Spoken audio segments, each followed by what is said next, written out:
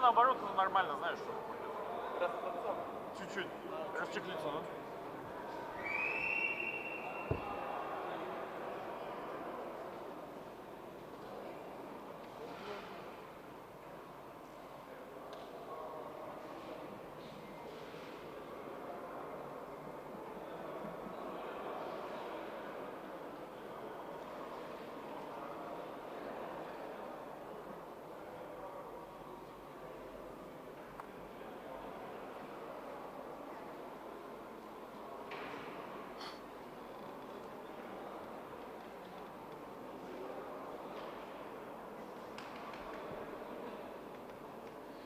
Okay, we can start.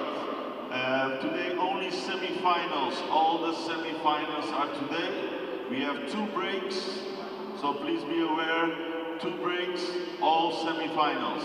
Good luck.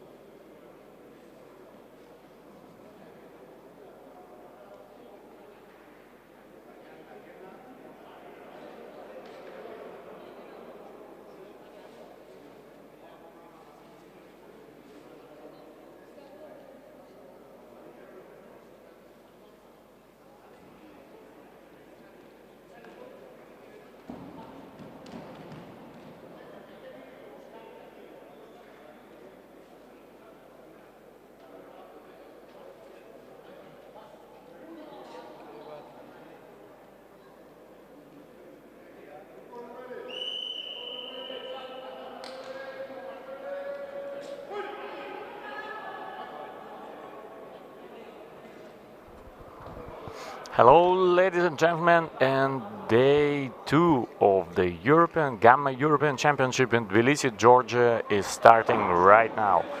And our first fight of today is IRAKLI SAGINADZE from Georgia versus YUSIF ALIYEV from Azerbaijan. It's a 56.7 kilo weight class in MMA.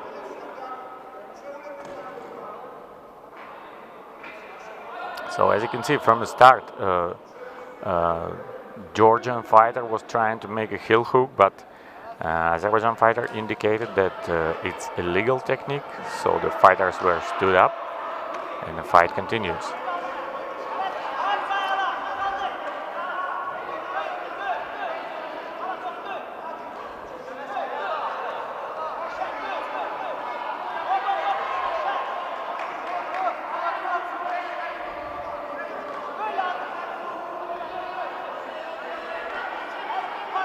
So Yusif Aliyev works from the top while IRAKLI is trying to set up another leg lock. But not successfully yet.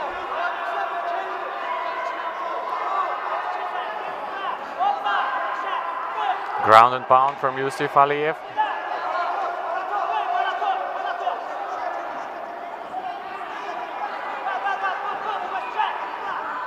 He switches position very fast. He moves to like north-south position, then he was trying to take it back. Now he walks from the top again. So now definitely Yusif Aliyev is more active of them two. And as we can see, he tries to finish this fight in the first round, and it's 1 minute left.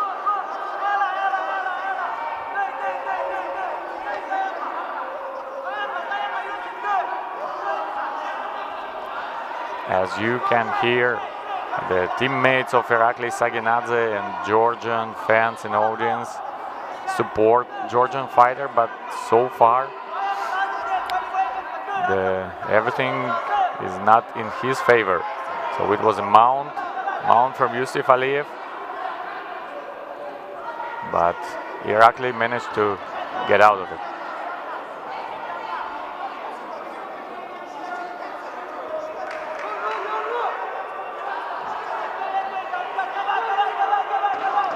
Very active work from Yusif Aliyev, and you can see that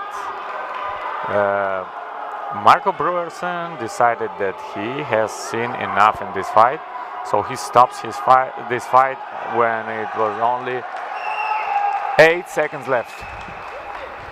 And IRAKLI SAGINADZE is the finalist of the and Yusif Aliyev is the finalist of the tournament in 56.7 kilogram weight class in MMA.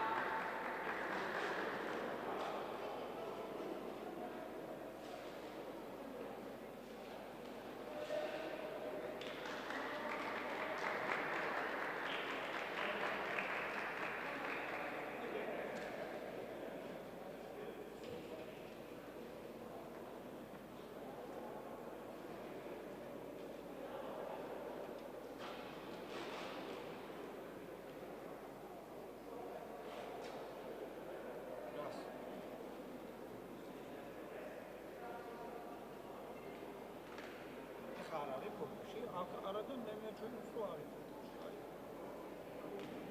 İyi uyuyor.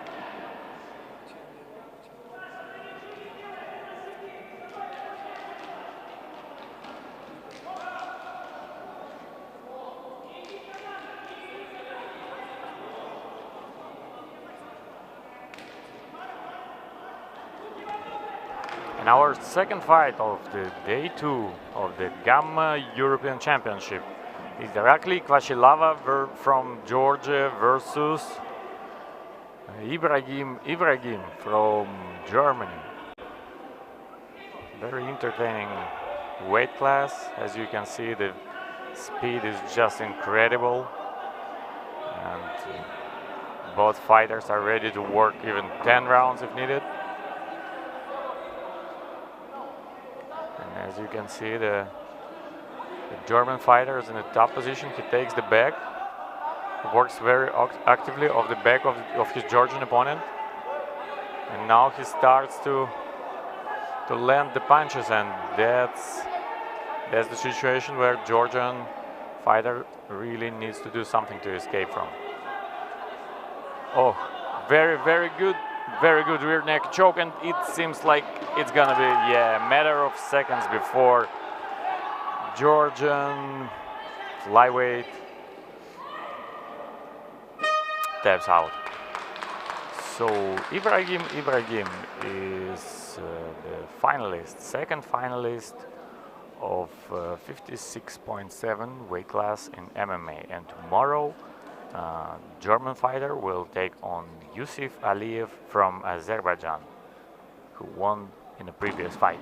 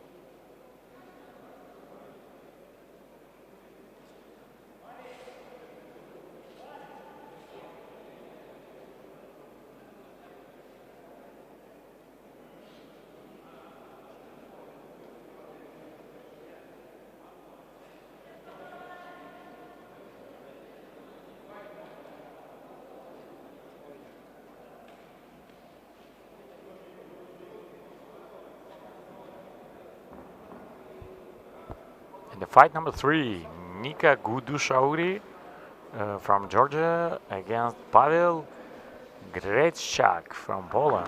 So Nico is one of the poster boys of this event.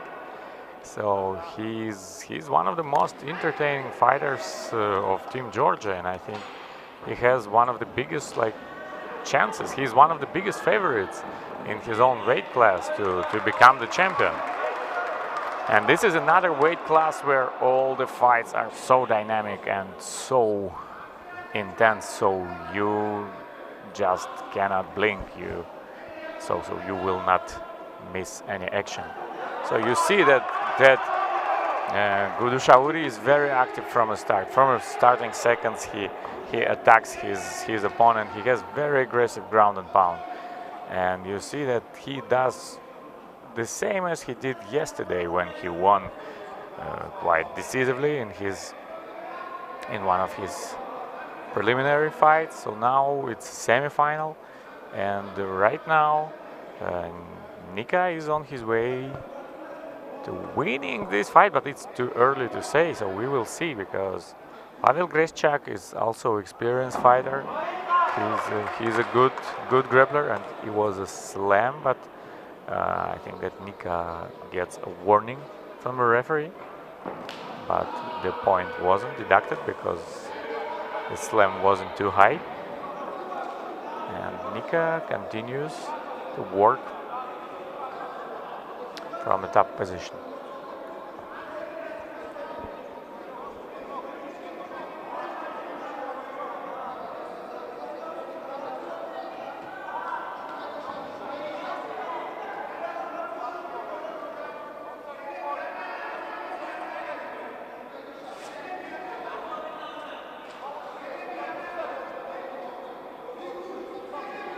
So for a few seconds, fighter got stuck in the position where no one can force the action. But now Nika is on his opponent's back again. And it's 20 seconds left.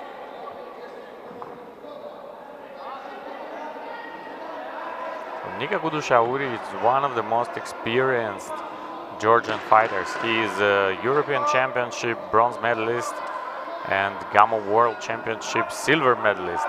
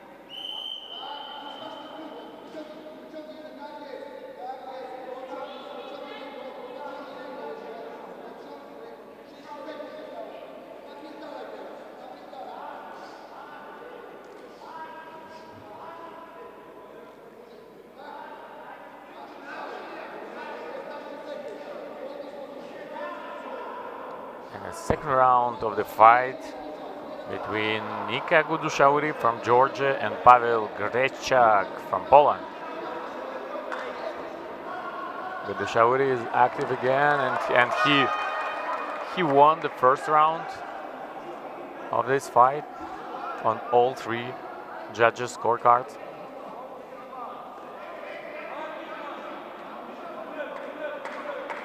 But here, as you can see, as it was in the second half of the first round, the fighters, they stuck in a position where no one can actively attack. So maybe a referee will stand them up from this position. So Nico lands the punches from time to time, but would it be enough to continue the action? Now Nico improves his position. He's in the half guard.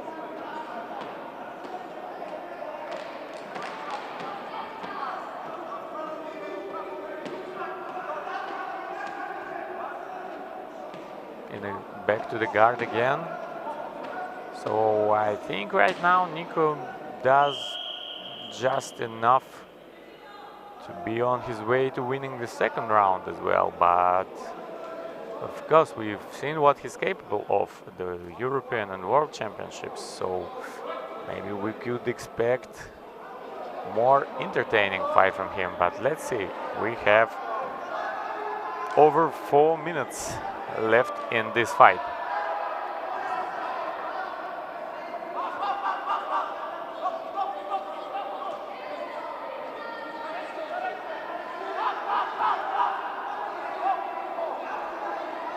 Pavel GRZESZCZAK was trying the inverted triangle, but not successfully.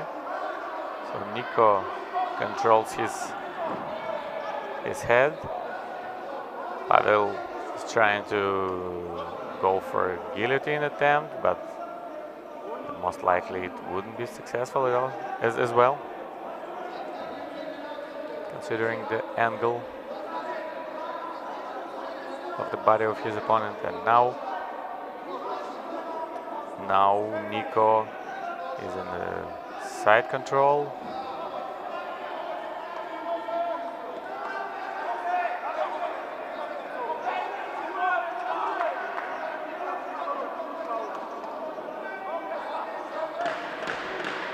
So Nico himself was looking for possible submission attempt, but no opportunities yet, and another round is finished.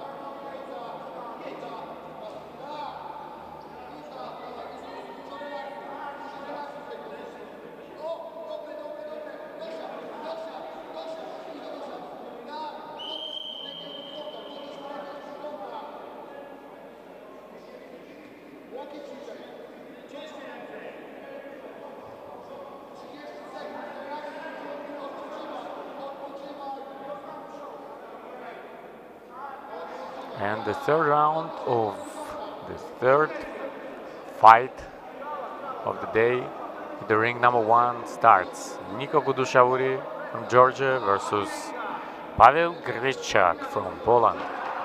First 2 rounds were given both to Nico by all of the referees. So Pavel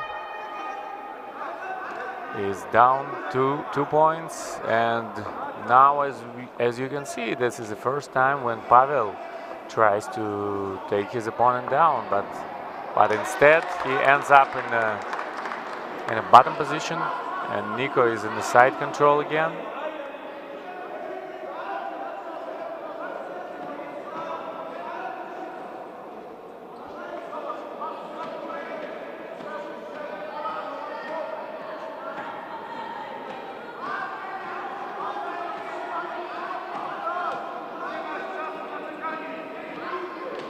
So it's 2 minutes left, and another control from Nika GUDUSHAURI. He feels very confident. He works his way up to the submission attempt, but I think he's not in a hurry. If he will manage to do it now, it will be good. If not, then he just needs to work for another 1.5 minutes. And the most likely he's gonna win this fight, considering that he won the previous 2 rounds. So now it's time for Polish athlete to be active.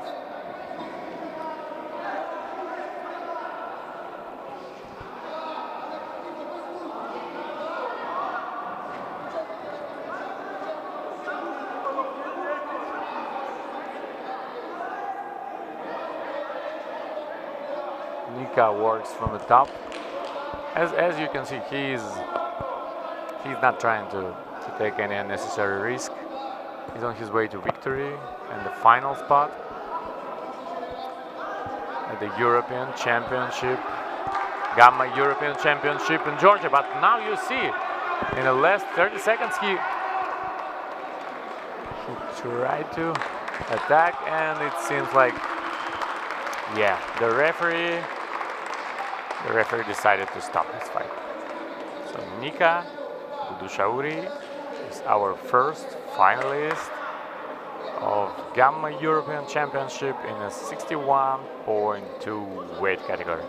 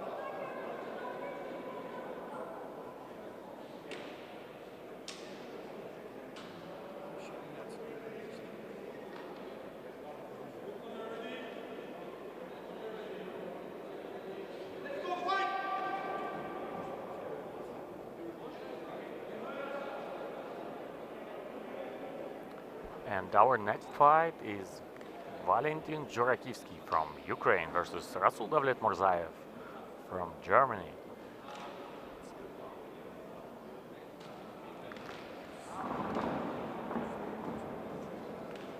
So both fighters fought yesterday. Oh, and it seems like it's a low blow.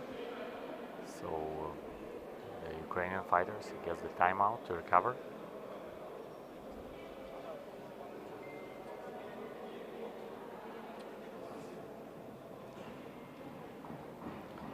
Both fighters were fighting yesterday in the quarterfinals, and Valentyn, who is brother of ANATOLII ZHURAKIVSKYI, European champion of 2021, made a great submission yesterday in the end of the second round against Rahil Bagirov from Azerbaijan, while RASUL DAVLETMURZAEV was fighting yesterday against Erik Dang from Slovakia, and it was quite one-sided beating because RASUL DAVLETMURZAEV was far superior wrestler, and that's what I think we should expect from him here. But so far, ANATOLII didn't give a chance to RASUL to show his wrestling skills, and it's already more than a half a round has gone.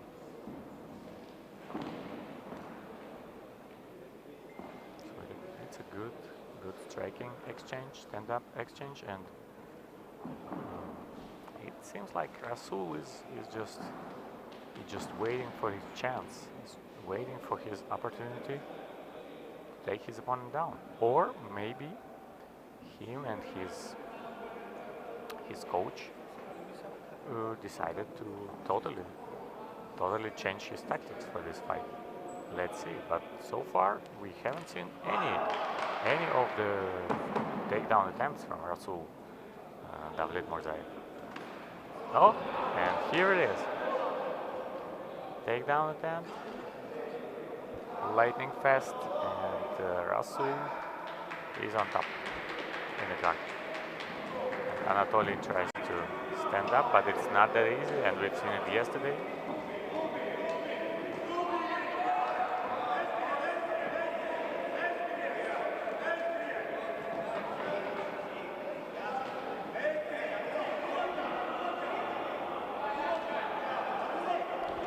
ANATOLII stands up, and that's the end of the first round.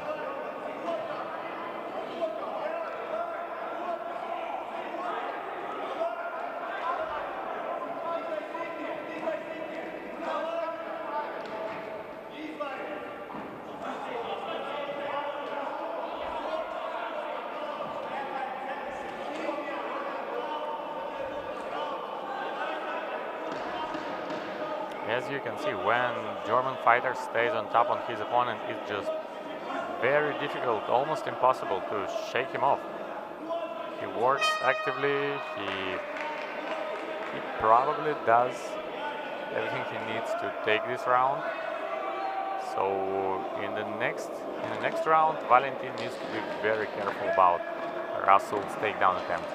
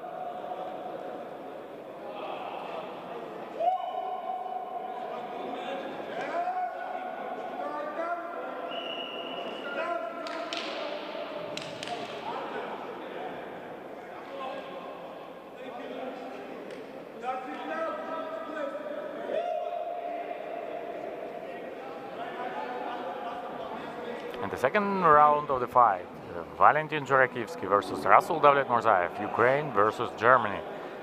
The second semi-final, and as we already know, NIKA GUDUSHAURI from Georgia is the first semi-finalist in this weight class.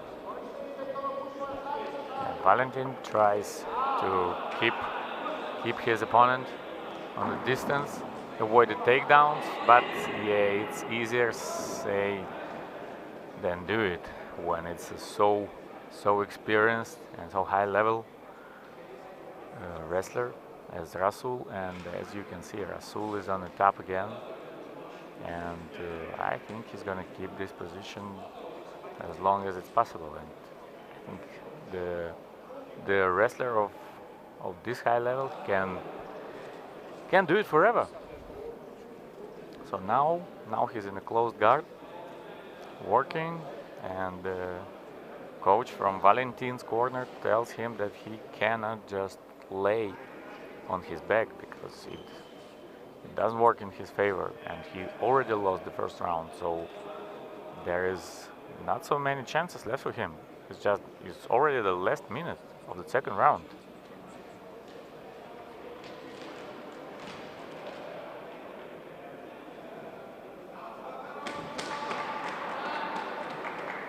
So it's all the same as it was yesterday in the quarterfinal with RASUL. He sticks to his game plan. He does all the necessary minimum of actions. He keeps on controlling his opponent, and it seems like it can be another round in his favor again.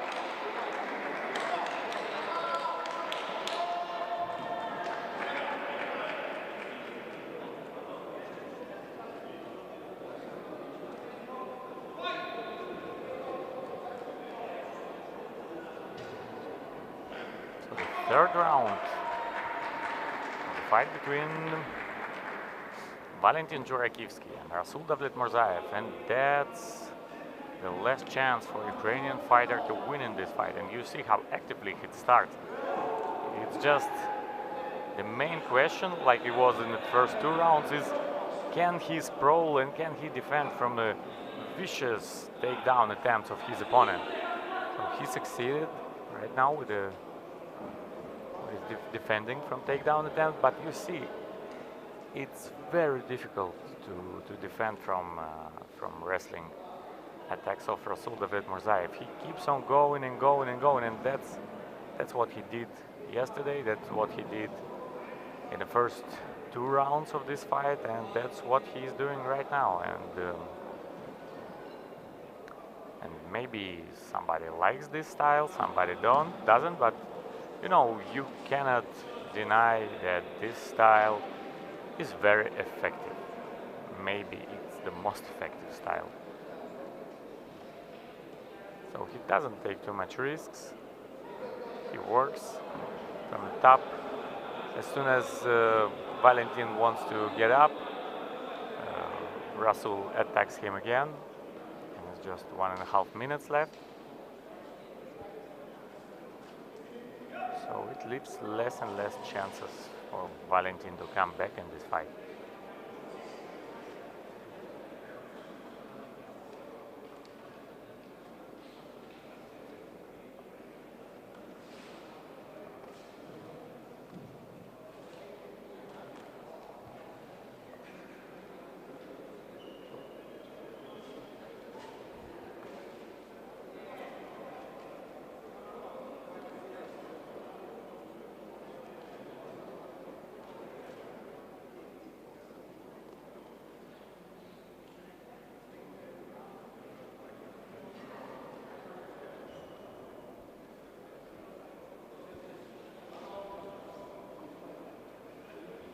So considering that it's very possible that Rasul will take this fight, it's a very intriguing wrestling matchup for tomorrow between NIKA GUDUSHAURI and Rasul Davletmurzaev, Georgia versus Germany, and both fighters are just excellent wrestlers. So tomorrow we're gonna see the clash of 2 very high-level wrestlers in this weight class.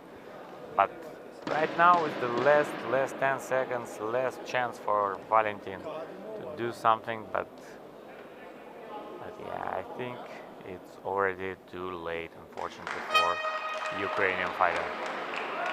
And Rasul Davletmurzaev is our second finalist in this weight class, 61.2 kilograms MMA.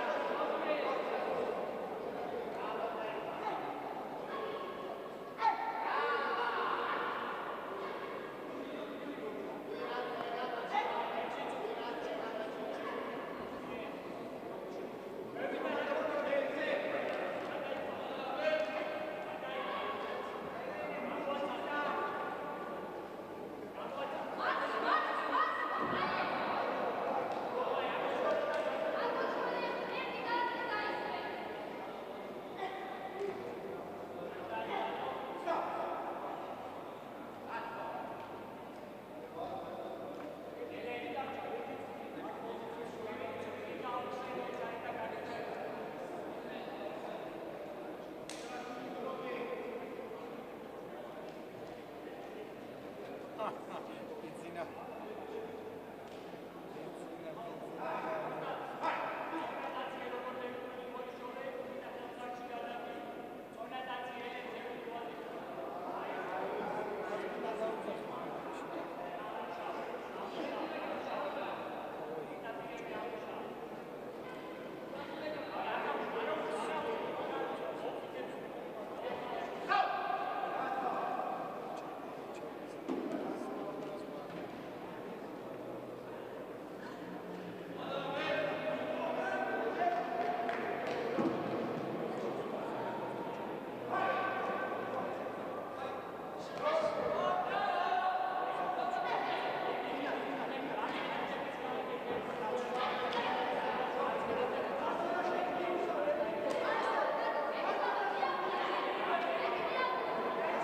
And our next fight is the fight between PETR from Czech Republic and AHMET TOPRAK from Turkey. And the fighter from Czech Republic is well known to the fans of MMA because he was the bronze medalist at the Gamma European Championship last year. He was bronze medalist in striking MMA, and also he won gold in MMA. And also he was a participant of the World Championship in Amsterdam. But he did it in 70 kilos. So it's obvious that he will not be able to successfully defend his title in 70 kilos. But now he's going to conquer the new weight class for himself. So it's 65.8. And TOPRAK is experienced as well, and he was the European bronze medalist at the same championship in Kiev, Ukraine last year.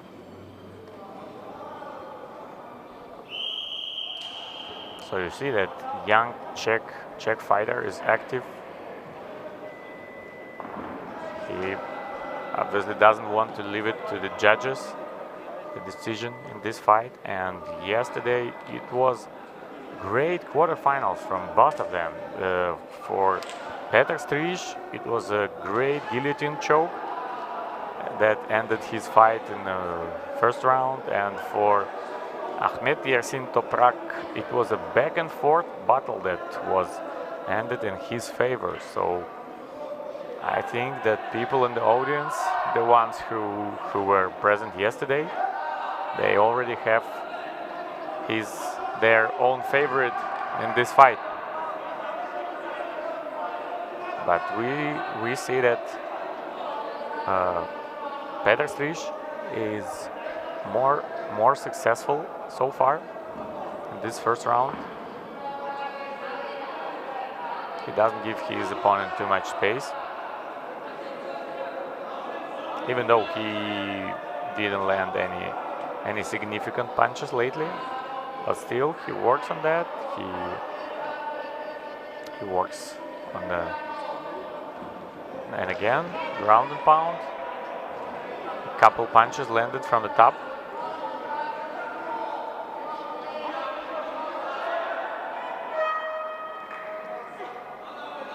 Very, very good first round for young Czech fighter PETR.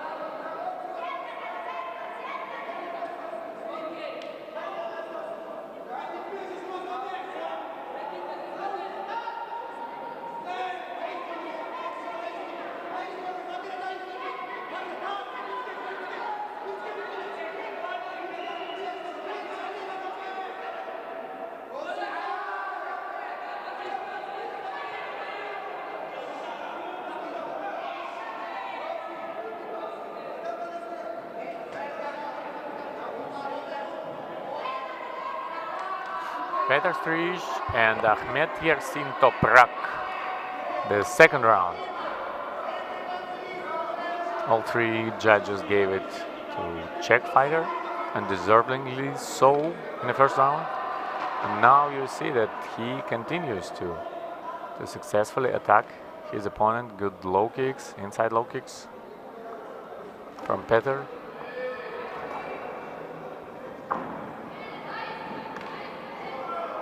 Oh, very good attack from AHMET YERSIN, because yesterday it was a great brawl between him and Matej Matosevic from Croatia, and we've seen that, you know, this guy is able to stand and bang, but will he have an opportunity to do so?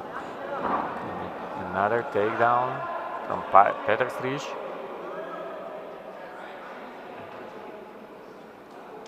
Side control, half guard.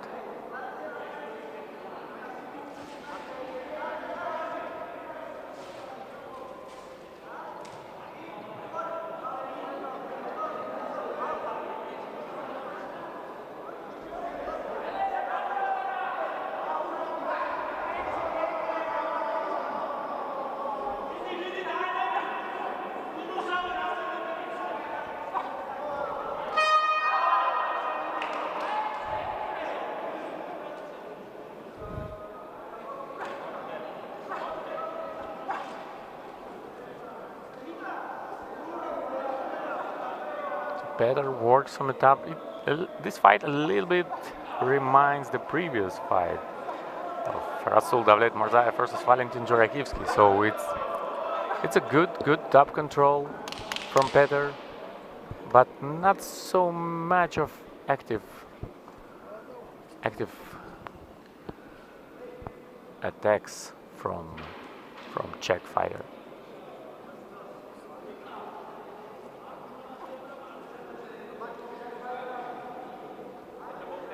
Nothing to take from Petr.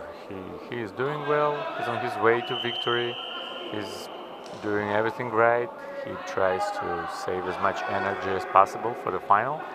But considering what we've seen yesterday from him, of course, maybe we would like to see a little bit more of what he is capable of.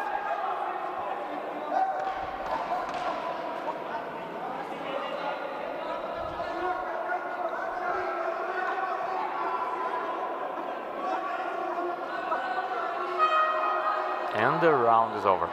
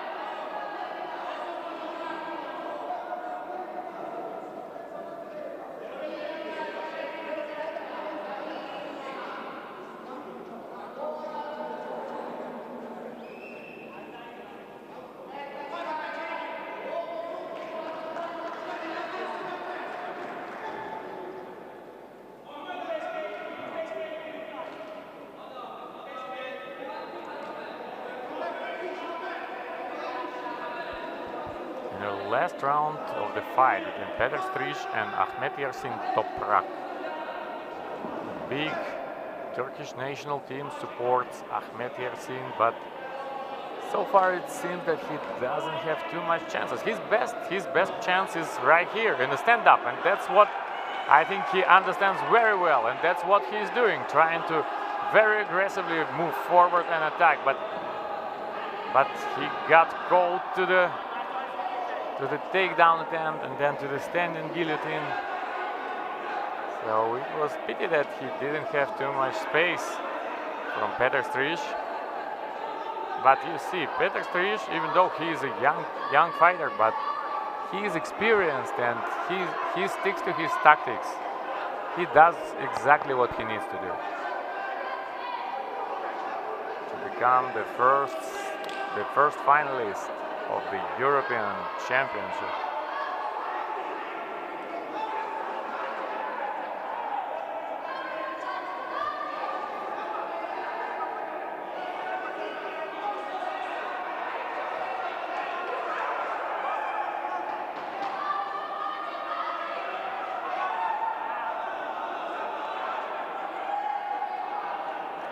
Successful takedown attempt from PETR STRIZ, and the third round reminds us the first and the second. So PETR works from the top, controls his position, controls his opponent.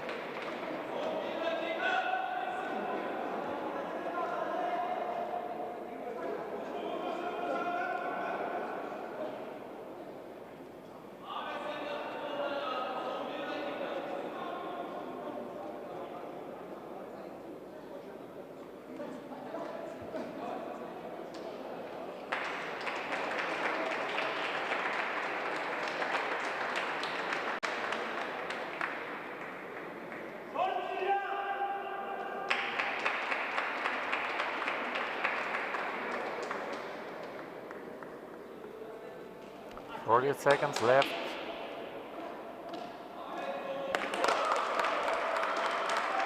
Maybe it would be a good moment to stand the fighters up and give the last chance to Turkish fighter. And you see that the referee is trying to force the action, but it seems that the fight will end like this. So it's last active attacks, ground and pound attacks by Czech fighter, and the fight is over. The fight is over, and I'm quite sure that PETR STRIZ, I think there is no question about that, is the Gamma European Championship finalist in the weight class 65.8 kilograms.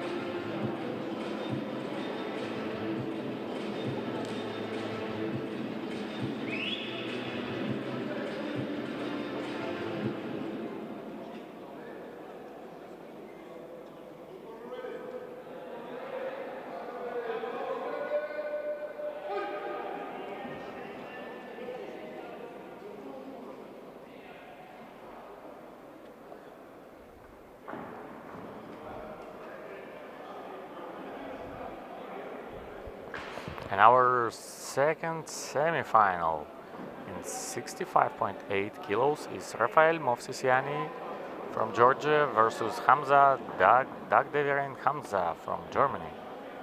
And it was both fighters were fighting yesterday in the quarterfinals, and Rafael Movsesiani showed very aggressive and entertaining style and great submission attempts, and eventually won by armbar against Valerio Tambaschia from Italy.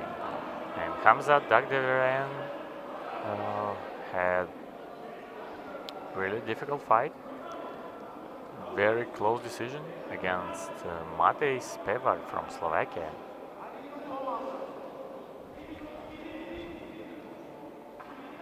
So as we already know, the first finalist is PETR from Czech Republic, and you see great couple shots from Dagdeviren Hamza.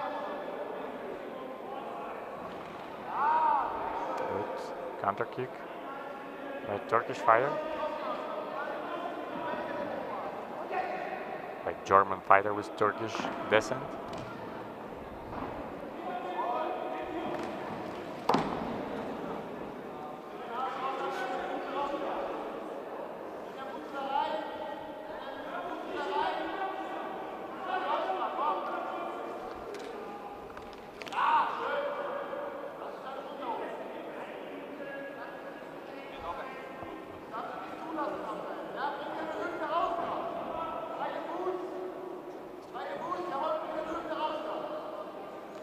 So that's not surprised that Rafael Movsesiani is trying to take his opponent down, because as we've seen yesterday, he's absolutely incredible on the ground.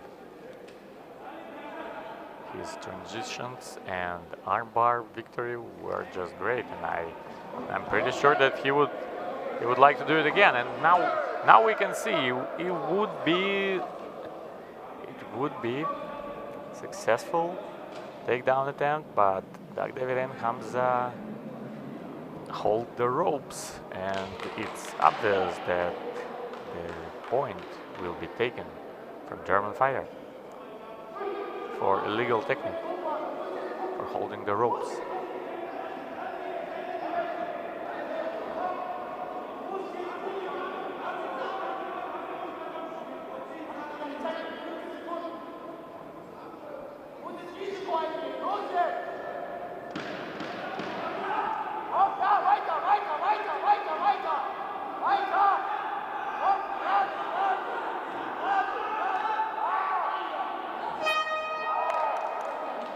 Good, very close first round, but we need to keep in mind that 1 point was taken from Dagdeviren Hamza for holding the ropes during the takedown attempt from his opponent.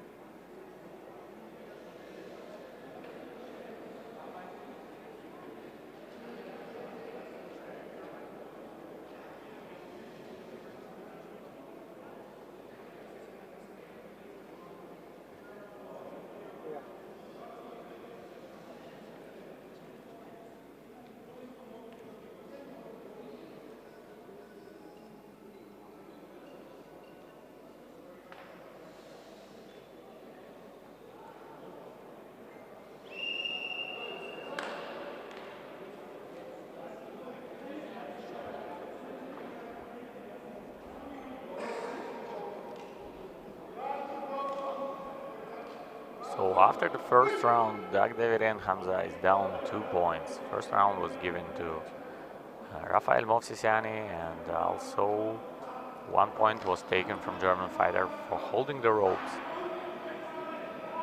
So now he needs to be very active and very aggressive to earn the victory and the final spot.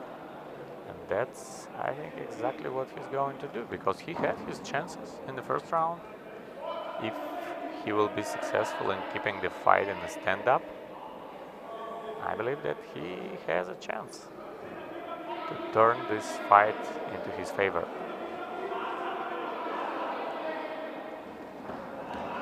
And takedown, single leg takedown by Movsesiani. Good balance by DAGDEVIREN. Oh, and very good sweep, and that was very impressive. And HAMZA is trying to take the guillotine hold, but not successful.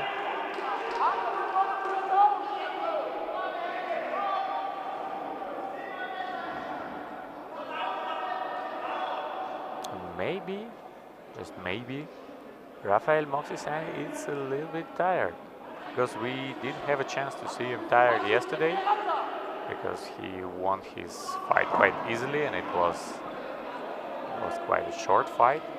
But here we can see that HAMZA, I think, is feeling more and more comfortable.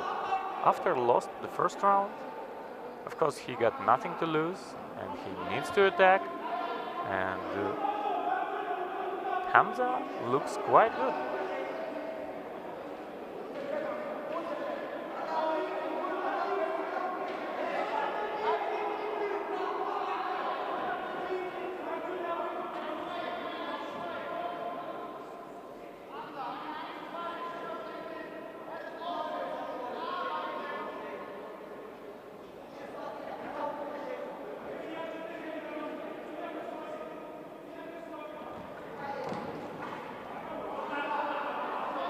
The last 30 seconds of the second round, which the most likely will decide the fate of this round. And it's very difficult to predict who won it. But I think that HAMZA at least looked better than he did in the first round. So maybe he will be the winner, or maybe not.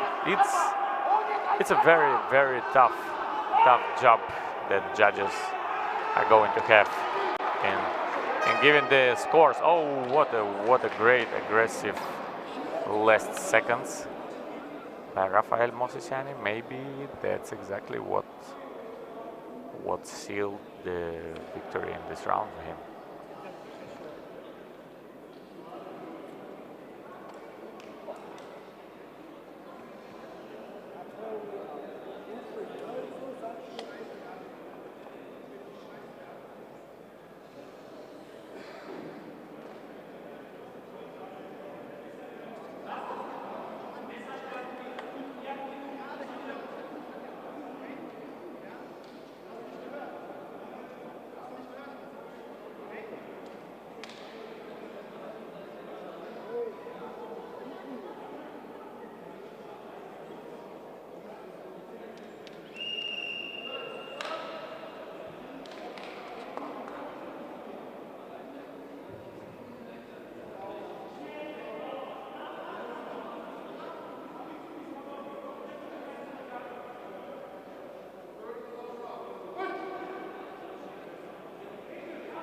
Last round, MOVSESIANI versus HAMZA, Georgia versus Germany.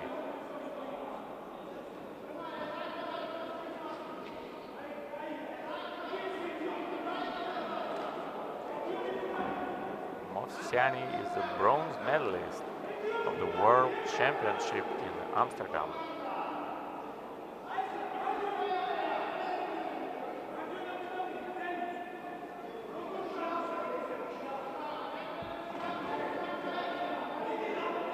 Oh, that's a low blow, and the fighters get the time to recover.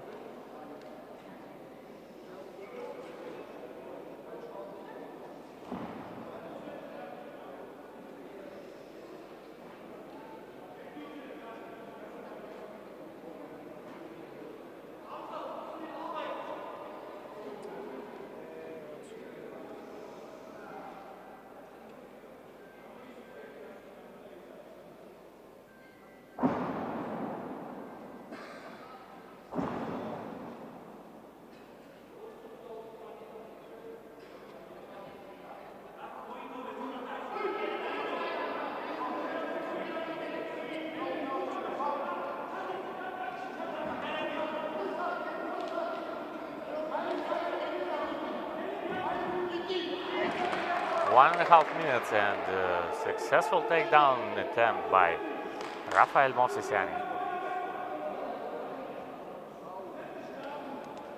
So I need to say that that's our last fight, but before the break, we're gonna have a break for 45 minutes. After that, oh, and that's a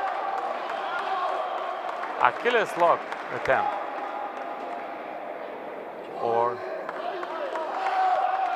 so the Turkish fighter signals that it was a heel hook, I guess, but it was Achilles lock, and it's a legal technique.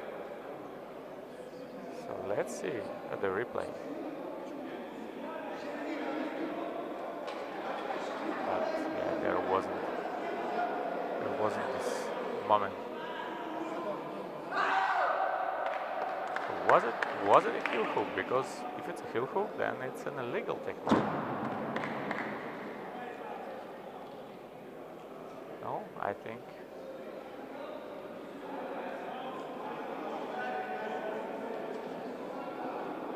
No, the judges told that it wasn't, and it was legal, and maybe we will have a chance to see this moment again. Look. There was an Achilles lock, and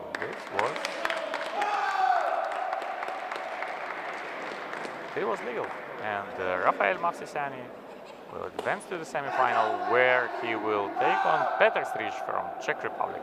Okay, we go to a break, 45-minute break, starting at 1:15. Please be aware the clocks in the arena are 5 minutes behind.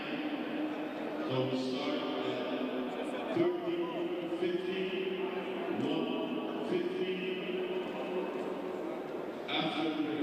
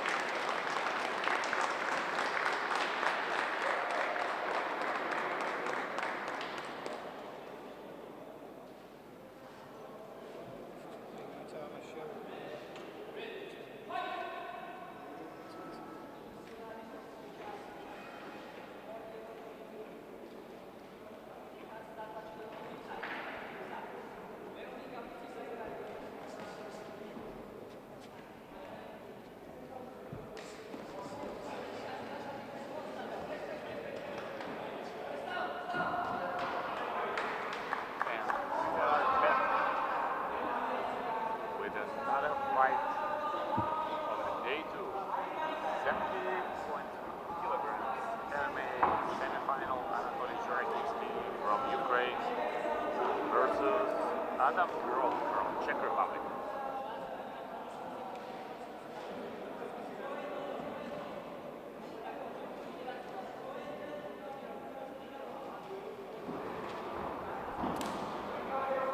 And Anatoly is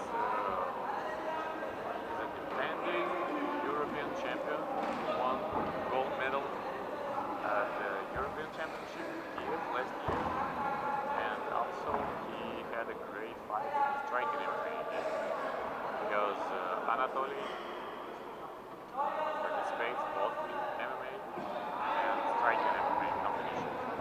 Yesterday it was one hell of a beating that he gave to his Spanish opponent. It was, and then after 2 rounds, the corner of the Spanish fighter threw the towel. The fight was finished. So now, as you can see, Anatoly shows us that he's good not only in the stand-up but also on the ground.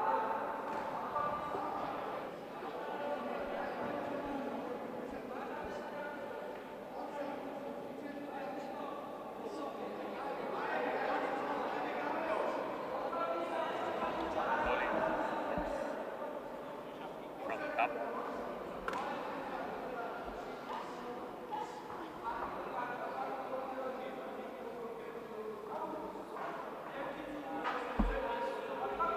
It's a good opportunity for some of the fighters to show their skills both in MMA and striking MMA competitions, but of course it's not easy to participate in both disciplines. But as we can see, Anatoly is doing well, and right now he's on his way to his second European Championship final.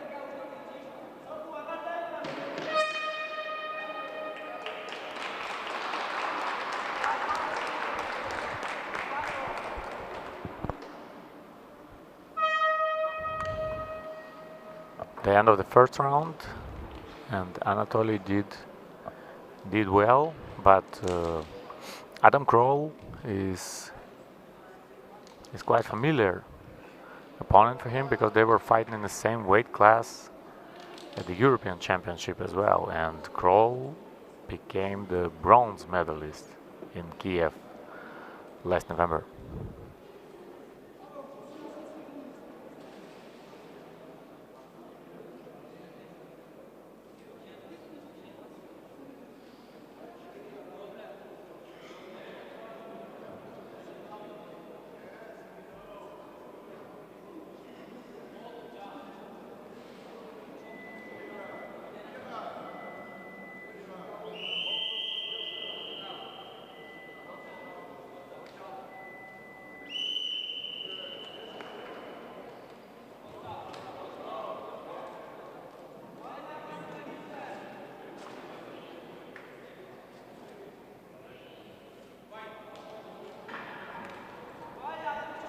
The second round of the fight.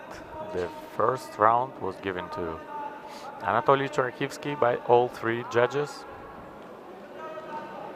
Now he's going for another takedown, and it's another successful attempt.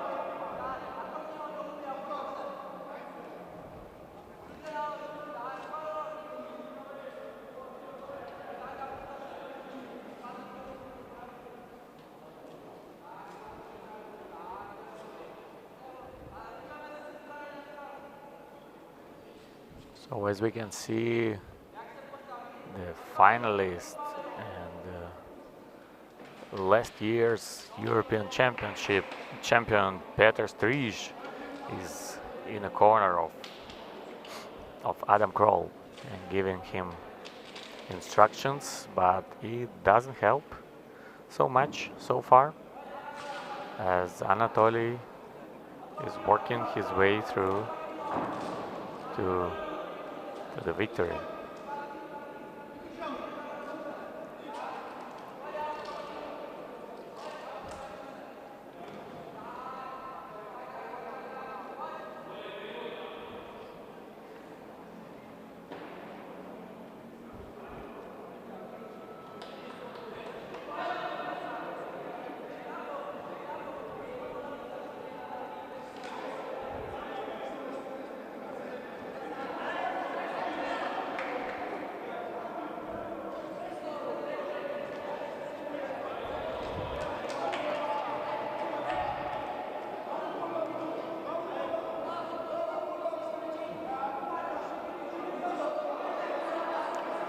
Last 30 seconds of this, maybe not the most entertaining, but very tactical and technical fight. And it seems like Anatoly ZHURAKIVSKYI is going to take the second round as well.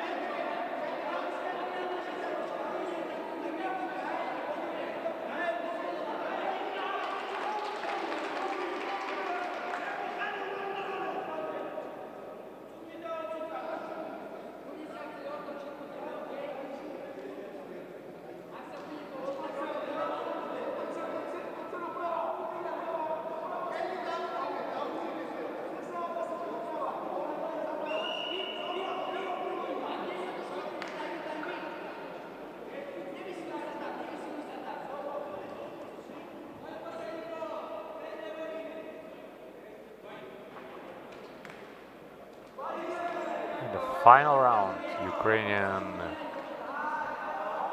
Anatoly ZHURAKIVSKYI versus Czech Adam KROL. In a fight where first two rounds were all given in favor of Ukrainian fighter.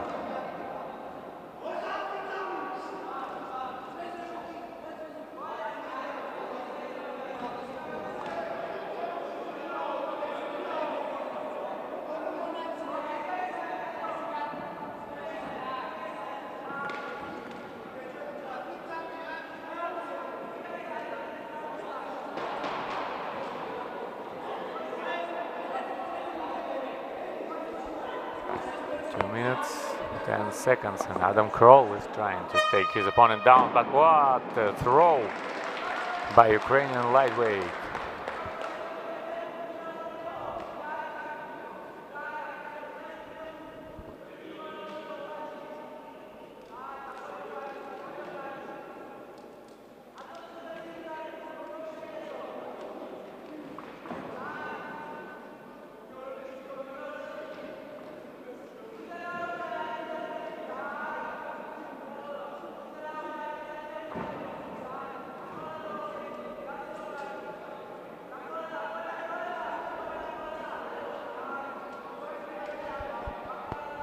Anatoly tries to take his opponent back, but as you can see, he controls almost 100% of the time. And again, maybe this fight is not as entertaining as it could be because both fighters need to save energy for the finals. But yesterday we saw the real Anatoly very entertaining in a striking MMA, and actually he has very good chances to be the finalists of both MMA and striking MMA in Tbilisi.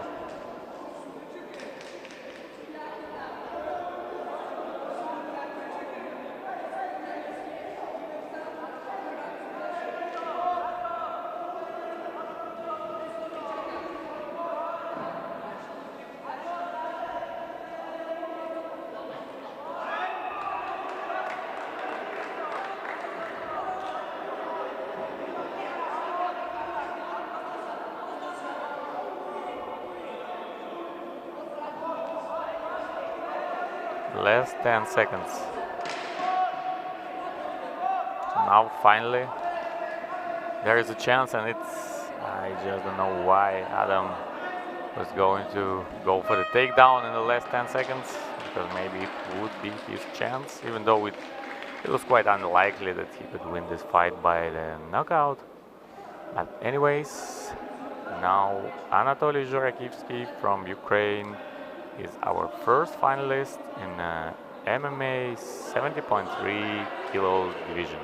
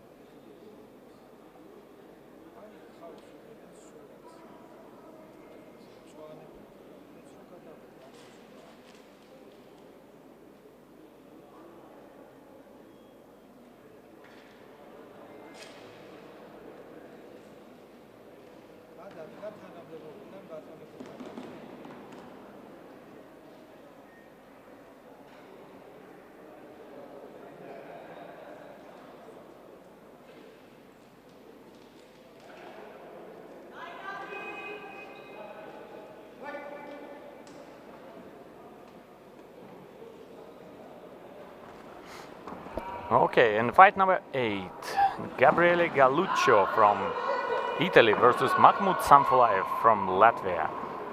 And as we remember, Mahmoud was participating in a striking MMA competition yesterday, but he lost by technical KO due to injury, and now we can see that now he's going to take a final spot in MMA division. He's very aggressive from the start.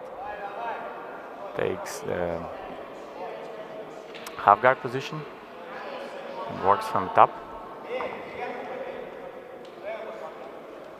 Honestly, I didn't even expect him to participate in this fight because yesterday it looked like his injury is quite serious. He had to withdraw, and it seemed like the championship is over for him. But you see, today he fights like nothing happened. Very, very aggressive start by Mahmoud SAYFULLAEV, and it turns into the brawl in which very aggressive. I think now Mahmoud has obvious advantage, and I think that the referee needs to take a really close look because this fight can be stopped in any moment. Yeah, Mahkhmud is landing on the feet. Oh, and it's That's a good takedown. Good takedown by Gabriele, and I think that saved him from a lot of troubles in a stand-up. So let's see what he's capable of on the ground. Yeah, this will give him some time to rest. Yeah, that's the rest that he needed a lot. So it's not even necessary that he will stay active here, but he will take some pause, some rest to recover after the beating he took in a stand-up.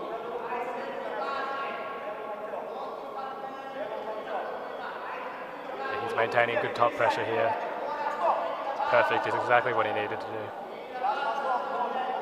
Yeah, and I need to say that Gabriele is not new to Gamma events. He was a European Championship participant last year in Kiev, and SAYFULLAEV participated in a World Championship in Amsterdam. So both fighters are very familiar with the rules, and they are experienced enough.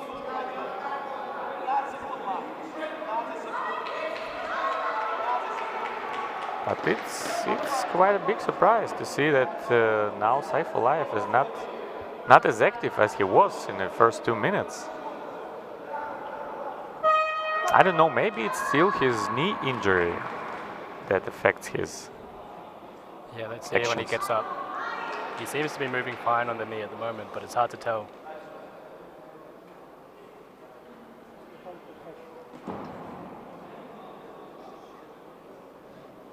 Yeah, I think even if this injury is serious, he will do his best just to hide it from his opponent. That's true. He's a warrior.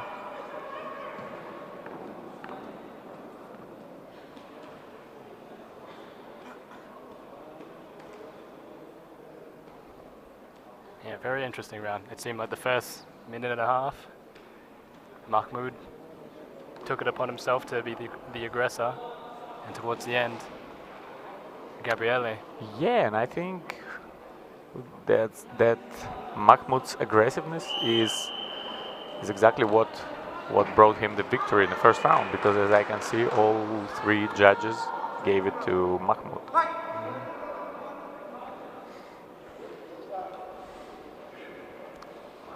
Let's see who starts off fast. Mahkhmud again. Starts the round aggressive again, like round 1. And now Latvian coach, he screams that don't go into wrestling, just strike and knee and punch, you know, just don't even try to out wrestle your opponent. But unfortunately Mahmoud didn't listen to his corner, and now he's trying to stand up. He's worked himself back up. Nice job by Mahkhmud. And then again, coach say like, don't wrestle, just keep on doing what you did in the first round. Just strike and punch, and just don't try to overpower your opponent on the ground. Don't try to out wrestle him. Don't spend too much energy.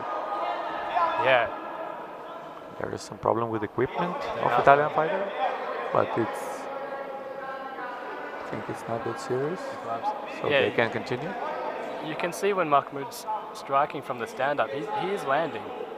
Oh, he's landing, and I think he has very solid striking background. So He got the single leg. I just don't even know why he tries to prove that he is superior wrestler, because I think that's exactly the area where Italian opponent can compete with him and compete very successfully, as we've seen in the first round. Nice knee to the body. Good, he's breaking away. That's what he needs to do. He's landing that right. Yeah, and all over and over again, he's successful in the stand-up. He lands a couple punches and then he immediately goes to the clinch himself. I just don't get this kind of tactic, and actually his corner doesn't get it as well. But you know, he obviously has some personal plan. Well, he's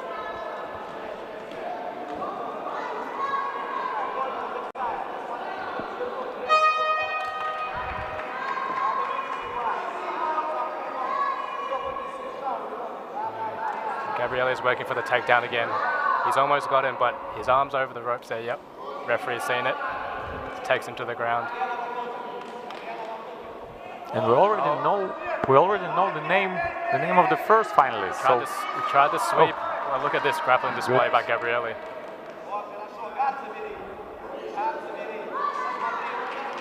So far, it seems like the biggest chance for Italian fighters exactly to keep his opponent, like work from the top, or at least keep this position, you know, and earn some points. And I think that SAYFULLAEV's corner realizes that very well. Hammer fist. The hammer fist landed. So now Gabriele is active. He tries to steal the round. I don't know if it will be enough for him to take this round.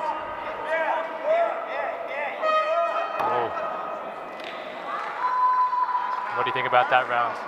It's a close round. It's a close round, and yeah, in this round there wasn't as much as beating as it was in the first round. It wasn't that like one-sided in the first round, but it's hard to say. It's hard to say. I think it's a tough job for all the referees to give the score for this round. Yeah, I do think that Gabriele did, although there was some action on the feet, he did seem to have a lot of top control time when they were on the ground. So I wonder if that'll play into his favor or not. And as we can see, two referees gave this round to Italian fighters. So now on two scorecards is 19-19, and one scorecard is 20-18 to SAYFULLAEV. But it would be very strange if he would lose this fight, like simply because he wants to force like some wrestling competition, because like his coach, all of the people from his corner, they keep on repeating, they're like, don't wrestle, don't even go to the clinch, just do what you know how to do. Yeah. Just do what you do the best, you know. And that's right, he's got to stay on his feet here. And it's quite obvious what he does the best, but somehow I just don't know, he wants to show his wrestling superiority. Doesn't look like his knees are inhibiting his ability to kick. Oh yeah. The front heap. He seems to be okay. Look, low kick. Yeah, so I think if you wouldn't watch his fight yesterday, you wouldn't even guess that he had any injury. He needs to disengage here. No, he's tried to throw him again to the ground. Yep.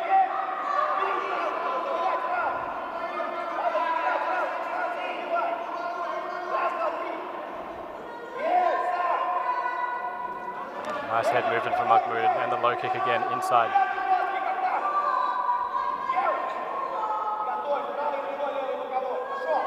He's doing much better this round, Mahmoud, at keeping his distance. Oh yeah, and that's a low blow I thought, but no, Mahmoud keeps on going. Oh, look, good. There we go. Another, very punches, very good couple punches. The 1-2 landed. Very good combination, and that's exactly what his coach was asking him look, for. Gabriele is trying to do the same thing he did in the first round. Oh, that's smart enough. Yeah, force him to the ground. Oh, and will the point be deducted? No? No. They started back in the same position. Because yeah, Mahmoud Back to the was, ground. was holding the ropes, but not like even like for a split second. So referee decided not to deduct the point. And Mahmoud needs to do everything he can to get off his back right now. He's got to get onto his feet and start throwing some punches. But the top pressure from Gabriele. Oh yeah, we need to give the credit to Gabriele. He's doing well. He's using all of the chances he was given by Mahmoud. He has good grappling, good wrestling, and he utilizes his grappling and wrestling skills well. And you can see when he gets into the top position, his control is very good. It doesn't seem like he's giving Mahmoud any room to breathe. Yeah, and it doesn't seem that Mahmoud is even trying to sweep, to change his position in more favorable one. He's almost accepting the bottom position here. And you know, I think in the eyes of the judges, it's not the best possible tactics here to lose the last 1.5 minutes and without any visible action. So that would be quite a big surprise if Mahmoud will lose this fight, because it's, you know, he was a favorite in both disciplines, in striking MMA and MMA. Gabriele's let his left hand go in the last few seconds there. He looks happy with it. So he looks happy with his performance. Oh yeah, he has all the reasons to be proud of himself. So that's another tough task for the judges to score this fight and to determine the second finalist in 70.3 kilograms. We would like to remind you that the first one is ANATOLII ZHURAKIVSKYI from Ukraine, who won the previous fight. Let's have a look at the replays here. Taking it into the corner. Now you see again the control from the top. Coach is visibly happy too. But it's interesting, both coaches, they are confident that their fighter won. So somebody's gonna leave the ring disappointed.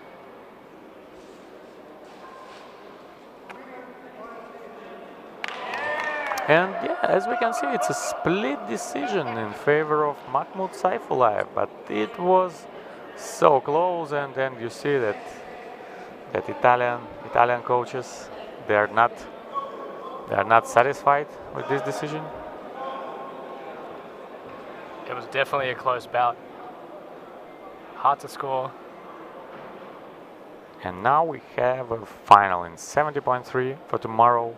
Mahmoud SAYFULLAEV from Latvia and ANATOLII ZHURAKIVSKYI from Ukraine.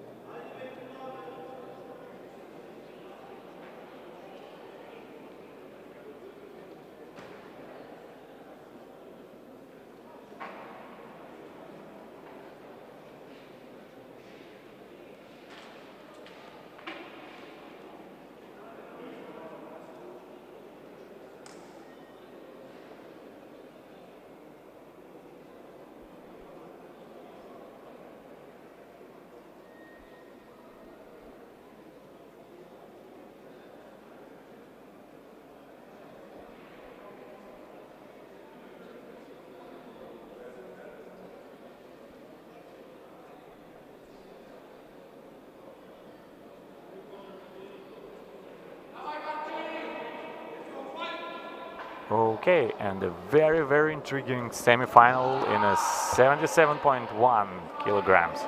Marcin Blaziak from Poland versus Klim Gusev from Spain. Marcin Blaziak is one of the most experienced fighters at this championship. He won the silver medal at the World Championship in Amsterdam and the European Championship in Kiev, Ukraine last year. And Klim is debutant of the Gamma event, but he left really good impression yesterday when he won both of his fights, one in striking MMA, one in MMA, and advanced to the semifinals. So even in the worst case scenario, Klim will be the bronze medalist with 2 bronze medals, but I think he's aiming for gold for sure. And you know, it's pretty like justifiable. He has all the rights to aim for gold in both categories, in both disciplines, because his both fights yesterday were really entertaining and really good, and you can see it at his leg work and his movement in a stand-up. It's very interesting stylistic matchup because Marcin is a very good grappler, one of the best grapplers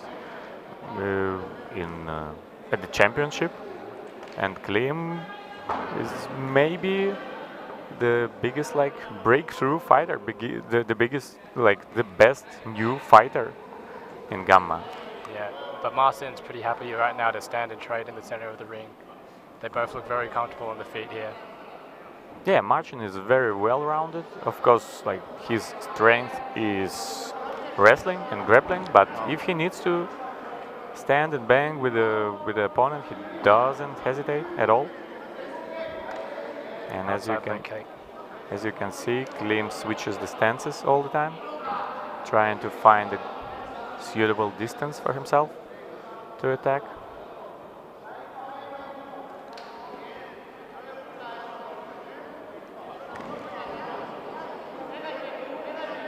It's very even on the feet. They're both landing here.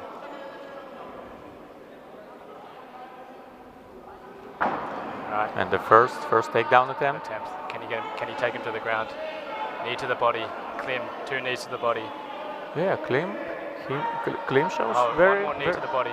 Very good defense. Oh, yeah, beautiful throw. Can he take it to the? Oh, great throw, and Klim finds his way to the top position.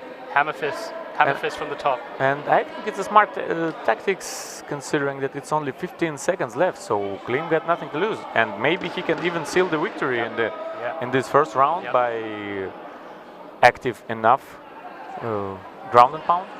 Yeah, or maybe even by holding his opponent in the corner. So it could have clinched him the first round there.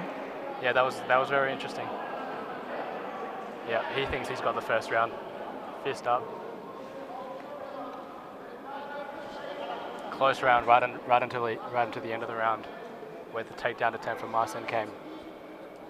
That might have decided it for the first round, I think. What do you think? Yeah. Let's see. But you know, I think that, anyways, for Marcin, any medal except like gold or at least silver would be a big disappointment, because like I watched his fights in Kiev and then in Amsterdam, and you know, it seems like he's on his way. He's on his way to the victory. But in Kiev, for example, he lost to Kirill Kolomiyets, who will be fighting in the next fight. So this is, like, in general, this is very intriguing weight class. Very good, very even semifinals. So, and as we said, it was a very close first round, and you can see it at the judges' scorecards, because 2 of them, they gave the first round to Klim and 1 gave it to Marcin. Very close first round. But I need to say that Marcin also lost the first round yesterday against Jimmy Cinciarauli from Italy. That's right. But then still pulled off the win. Yeah, and he pulled out the win, and it was a great armbar victory in the second round. So it's way too early to write him off. You know, he's going to be fighting until the last second. Anything can happen in this sport. Absolutely. Again, they're exchanging right in the center of the ring. Inside leg kick, followed by the outside from Marcin. Oh, good counter punch and knee by Klim.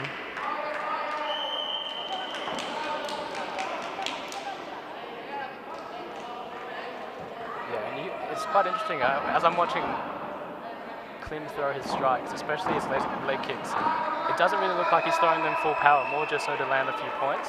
Oh yeah. Yeah. Yeah, it doesn't look like effort to knock his opponent out like with one punch. But you know, he gets the scores. He won the first round at the scorecards of 2 judges. And this is interesting here. Look at it. This is the clinch at the exact same spot at the end of the first round. Let's see if Marcin can work.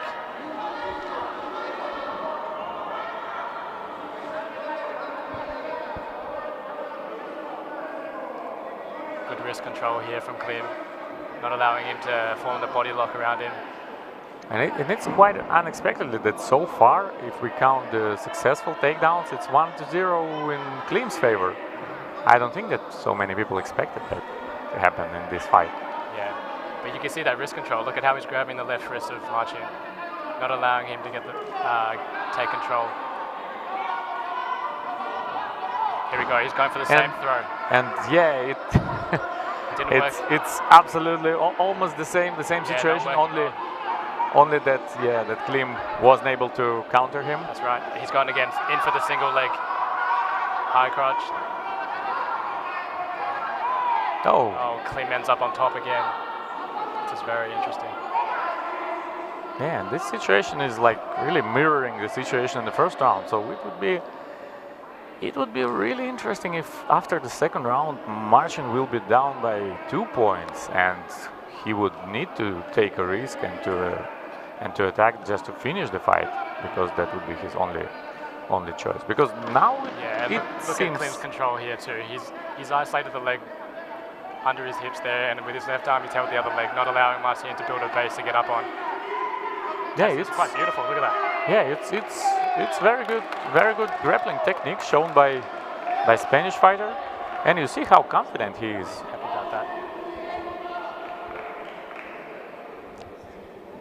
He's very calm, very confident.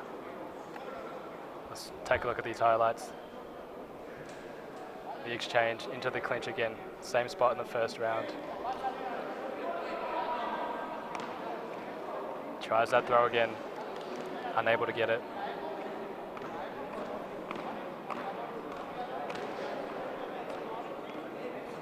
One more time with the single leg. Defended well by Klim. He almost got him there. He almost got him with the trip. He finds himself on the back. So I think that many people were expecting the rematch between Kirill Kolomiets and Marcin Blasiak in the final of this European Championship, the rematch of the previous European Championship final. But now, as we can see, Klim is very good. He stands on the way of this final and he doesn't want to give up. He wants to become the finalist. He wants to become the champion at his first European Championship. Okay, so Klim could very well be up 2 rounds here. But as I can see, it's a split now. One referee gave both rounds to Klim. One scored it as 19-19 and one scored it as, I guess, 20-19 in favor of Blasiak. So very interesting. So everything will be decided in that round. And here we go. Marcin's got the top position here. He's managed to get his takedown. What can he do here? Yeah, so it's finally, is it the first? Yeah, the successful takedown by Marcin. Takedown. He's doing a good job here.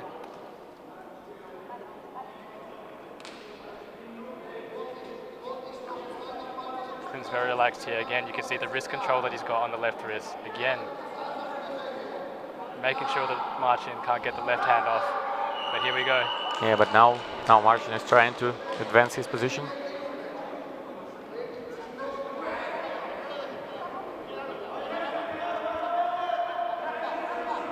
Oh, what a sweep! Great sweep by Klim, and Klim ends up on top position once again. I really think that Klim is like probably the best youth fighter at the European Championships, the best youth fighter of Gamma, best upcoming talent. But it's way too early to say. we will see.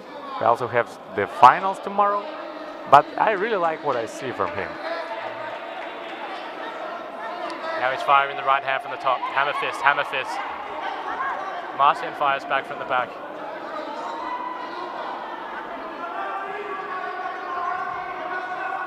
So I think the coaches in Martin's corner, they realize that he really needs to do something, because even if it was split after 2 rounds, I think now it's quite obvious that Klim is going to win this round if it goes this way. That's right, he's got 40 seconds on the clock here. He's trying to work from the bottom. He is landing some right hands, but he's going to have to get up onto his feet and do something special. Klim seems quite confident here with the control from top position. Yeah, we need to give a credit to the grappling defense of Klim, but now he's trapped him in the triangle. Now it can be a great triangle attempt. I just don't know. 15 seconds on the clock. 15 seconds on the clock. No, yeah, Martin was trying to switch it to the mountain triangle, but unsuccessfully. Oh, he slipped out of it. Now Martin. And now ground and pound by Klim. What a fight! What a close fight. Let's see what judges will say. That was a very good fight. So no matter who will advance to the final, it will be a great final tomorrow. Let's take a look here. Martin engages the clinch. This time, he's able to get him to the ground with the trip. Right after Klim got that sweep on him, and look at him firing away with the hammer fist. Martin not going to go down without a fight. Yeah, you can see he's trying to. Yeah, that's the end of the round there. So as I can see, it's a split decision. It's quite surprisingly, but still, you know, Klim Gusev from Spain is our first finalist in highly entertaining 77.1 category. And now we are really looking forward to the next fight that's going to be as entertaining as this one.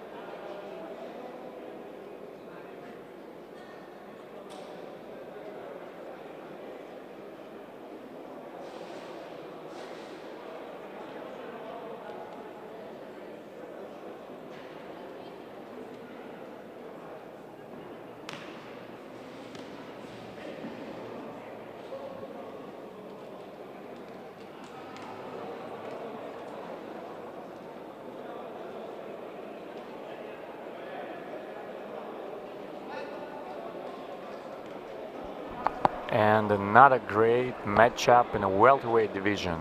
Aslan Bagayev from Germany versus Kirilo Kolomiets from Ukraine. Both fighters had really impressive performance yesterday when Aslan Bagayev lost the first round against David Velicek from Czech Republic, but was able to come back and show not only his stand-up but also wrestling skills as well. And oh, the spinning back kick landed. And yeah, Kiril Kolomiets is the man that everyone needs to take a very close look, because this guy Again, he throws the spinning is back. absolutely beautiful to watch. His technique is just really second to none. He loves the spinning attacks, and you can see the first one landed, second one narrowly missed. But you can see Bagayev, he's not hanging around. He's not trying to get caught by any of these, so he's circling the rim all around the outside, going in for the single leg.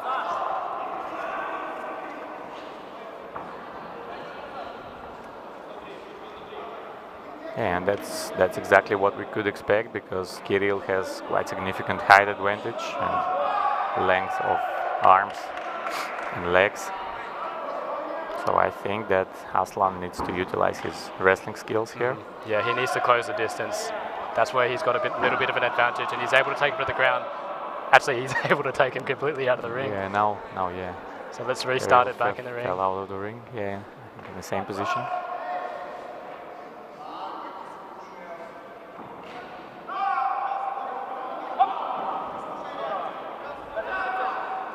And I think it played a little bit in favor of Kirill. He's still got the body lock though. Bagayev, okay, no. Knee to the body. 2 knees to the body by Kolomiets. Again, oh look, there's that spinning back kick to the midsection. Yeah, you can see Bagayev, he's on his bike. He's just circling the ring, trying not to stay still, trying not to be a still target.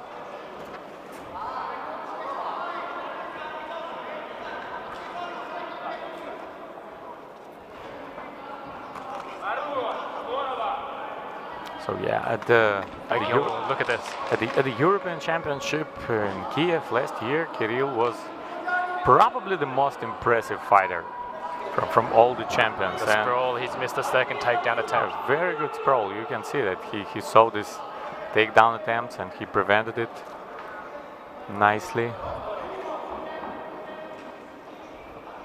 Yeah, you can see Kolomiets, he's starting to find his distance.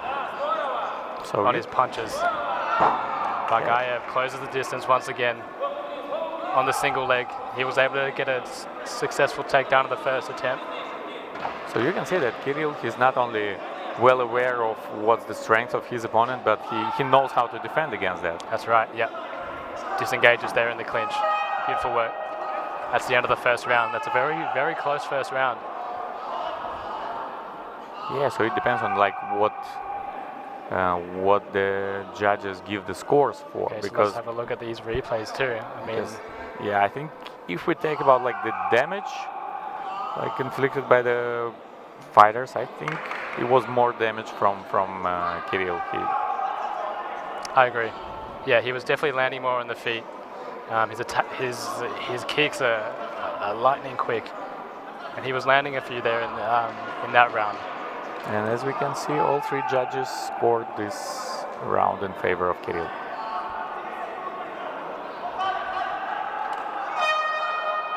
But you know, Aslan, he's been here before. He lost the first round in his fight yesterday, but still found the keys to victory. So let's see. So it'll be interesting to see if he comes out in round 2 again looking for that takedown, or will he switch it up a bit and try to engage with him on the feet in the center of the ring.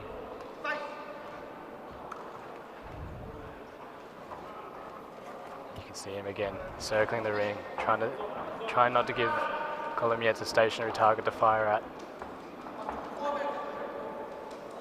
Yeah, so now Aslan is looking for any openings for takedowns, but it doesn't look like Kirill gives him any. Yeah, very good 1-2 punch combination from Kirill. Looks like Aslan might be thinking about engaging them on the feet a bit more here. As you can see, he fires that lower calf kick.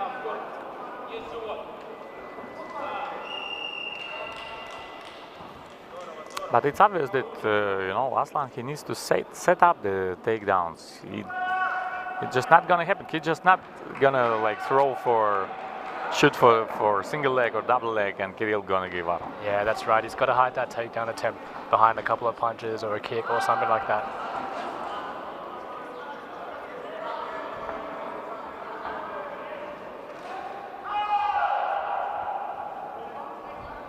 And you can see Kolomyets, he's just dominating the center of the ring. He's not giving him any space. Oh yeah. Here we go. Left hook lands. In terms of ring control, it's obviously the big advantage. Yeah, of another spinning Ukrainian attack. There it is. You see, that's exactly what we were talking about. He's just going straight for the shot. Yeah. And it's worked for him before. So, I mean, we can't... And look, he's very close again here. He's got the single leg.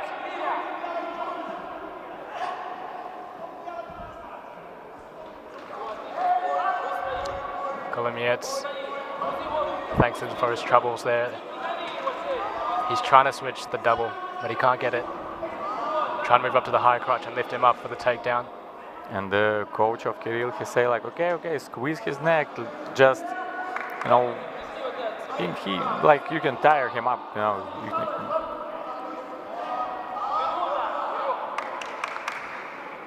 So yeah, that's another quite close round, but it's a close round. There's still 50 seconds left here, so it'd be interesting to see how if Aslan can take him to the ground here. Kolomyets is defending really well though. Okay, now we switch to the double. Now we switch. No, he's still got the single leg. Yeah, he's defending the takedown really well.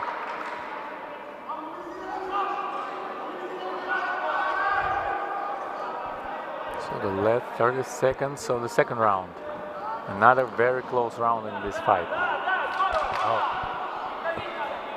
There's Kolomyets that ends up on the top here in the scramble. It's a nice way to finish the round for him.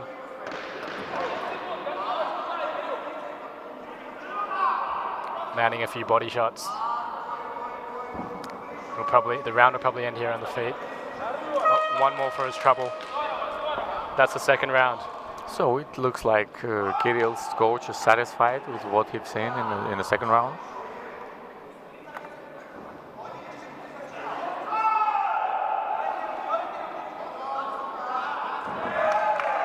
Take a look on the takedown here in the scramble, and this is where Kolomyets ends up on the top.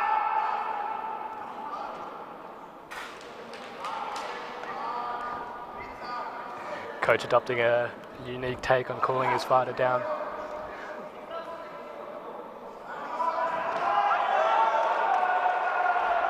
Interesting to see how the judges scored that round.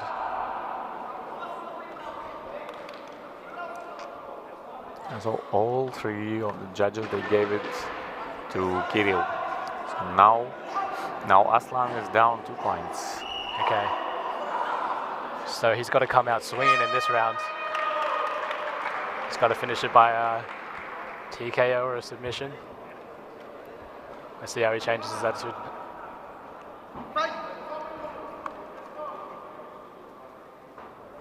Yeah, you can see straight away. He knows he's got to engage a little bit more in this round. Oh yeah, he got nothing to lose. Yeah, he's not circling the ring early like he was. Look at him now. He's ready to stand center of the ring and trade blows with him, and see if he can find an opening to land something.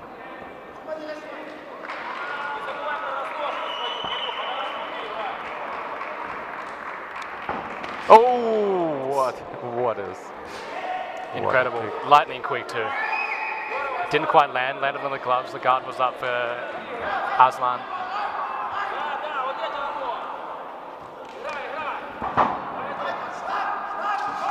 Yep, lands the outside leg kick. Aslan, another spinning kick. One landed. What a great performance by Kirill. Partially blocked. Switch kick. Switch left high kick. So it seems like Kirill is getting more and more confident with his kicks. He's getting more and more confident. Yeah, but you can tell Aslan's changed his demeanor. He's not ready to circle the ring anymore. He's ready to meet him in the center there. Oh, spinning back fist, partially lands. Yeah, the speed in which Kolomyets lands his spinning attacks, it's incredible.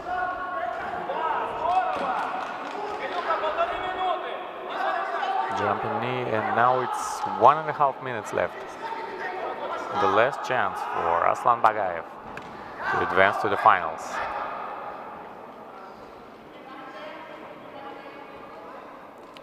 Time stoppage. Yeah, and again, some minor problem With with, the gloves. with the gloves. Kirill, but I think it's not going to take long.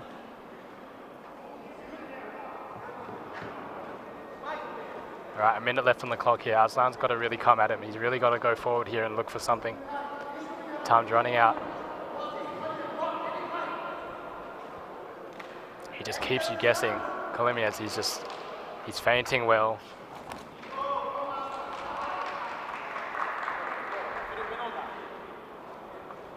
Oh, the front kick lands.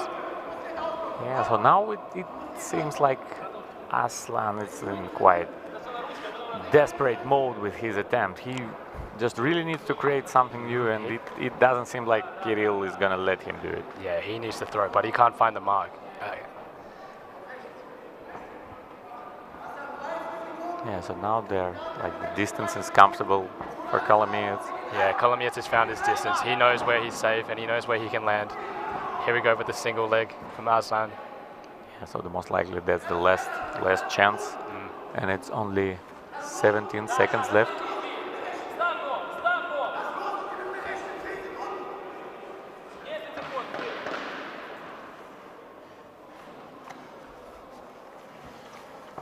Spins out.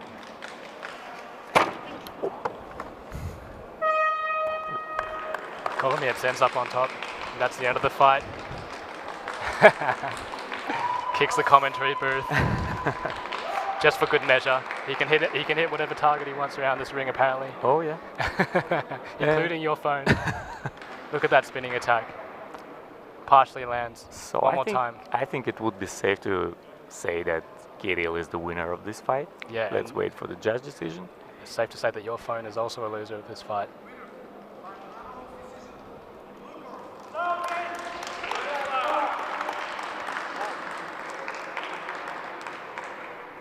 And what a final it should be, yeah? Kirill versus Klim Gusev, yeah? Wow, who won in the previous fight. So stylistically, it's just a great matchup. I think one of the best matchups for tomorrow. But we still a lot of fights to come.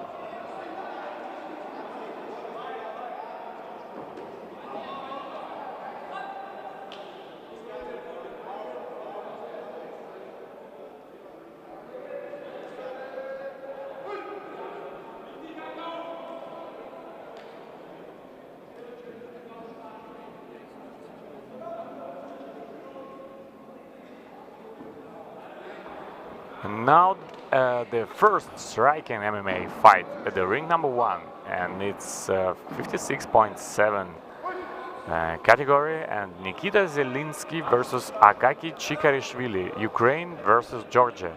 And also in the second semi-final there will be Anatoly Oskin, also from Ukraine. So maybe we will see Ukrainian final in this weight class, but Oh, he's locked in like, oh. But let's see. And it's a very tough guillotine. That's guillotine. tight. That is tight. And Oh, look at it, he's got the leg over now. but it's not that much time that Akaki has that is to tight. close it. But it's very tight because Oh, he's giving otherwise him the thumbs up. they No, would he's giving him the do thumbs that. up. He's happy there. It seems he's might have tucked his chin. He's given the referee the thumbs up. Yep, he can breathe there. You can see him take a deep breath.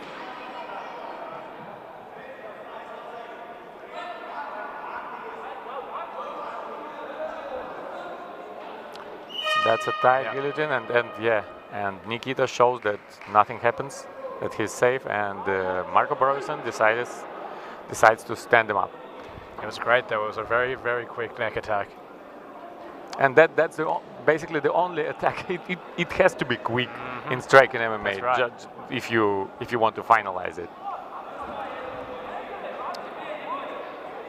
So the best shot for the fighters to finish the fight by submission in striking MMA is somewhere in the first round, when the fighters are not sweaty. And it was very, very good attempt. They're feeling each other out here in the middle of the ring. Neither fighter has landed any sort of significant blows as of yet, but here they are exchanging once again. Oh, with a takedown. Takedown, and immediately Marco stand them up. As we sit here in the commentary booth, waiting for another kick to fly over and get out one of our phones again. Exchanging in the center of the ring.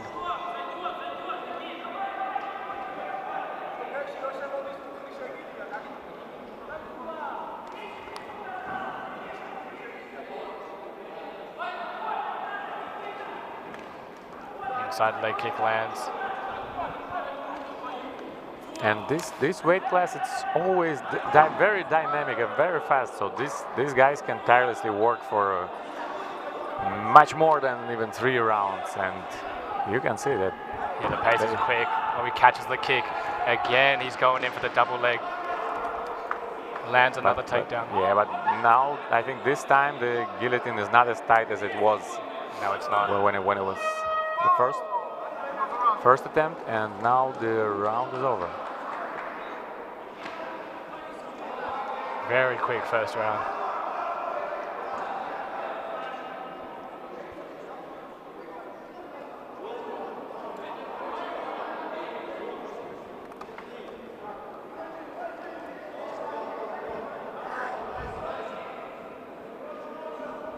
Yeah, look, we take another look here at the guillotine.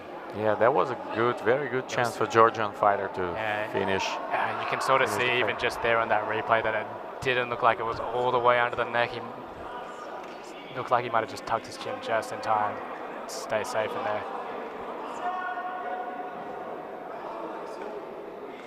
The Ukrainian fighter Zelinskyyi following it up with 2 quick takedowns after that.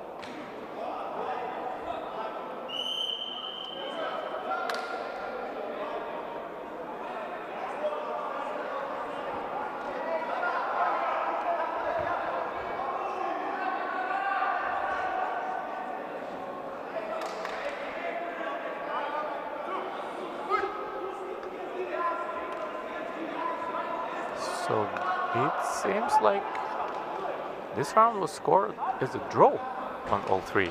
A draw on all 3 judges' scorecards. Okay, that's interesting. So let's see how the fighters start the second round. Left thrown from Akaki, just misses. Again, he seems to attack in that neck as soon as Zelinskyyi drops his head. Knees. And that's a successful takedown from Zelinskyyi. Zelinskyyi moves into the single leg and manages to take him to the ground. Oh, catches the kick, Zelinskyyi.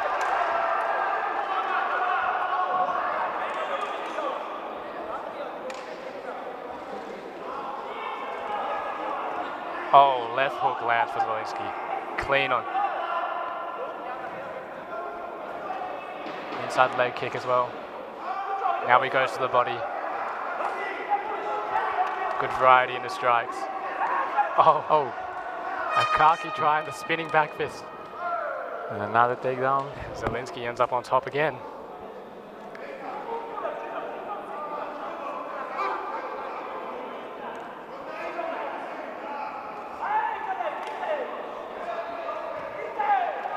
Oh, there we go. Akaki fires back with the left. Now again, you can see he goes straight for the neck attack. Every time ZELINSKYI goes down, puts his neck down. He immediately tries to cinch up that neck. Yeah, but I think ZELINSKYI, he realizes that it's a striking MMA, not MMA, so his opponent doesn't have too much time to finalize. Yeah, and again, here he goes to choke. the single leg. It was like Holding holding on the ropes with the what a with the toes. takedown. But it was a great takedown by Nikita.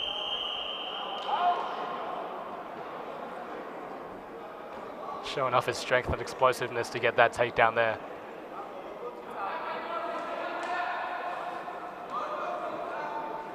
We're going to let them work here on the ground.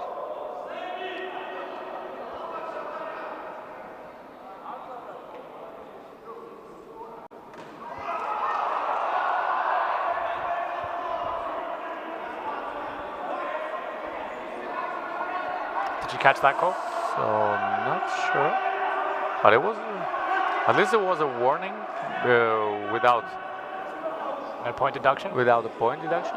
Or I think a point got deducted there. We'll have to wait to the end of the round to see. Yeah, maybe. ZELINSKYI one more time with the double leg. I think he's talking. Yeah, so hopefully we're gonna have a replay of that situation because Get a closer look at this. yeah, it was. Akaki fires a leg kick, fires a spinning attack, misses the target. So let's see here on the replays. Let's see if we get a better look here.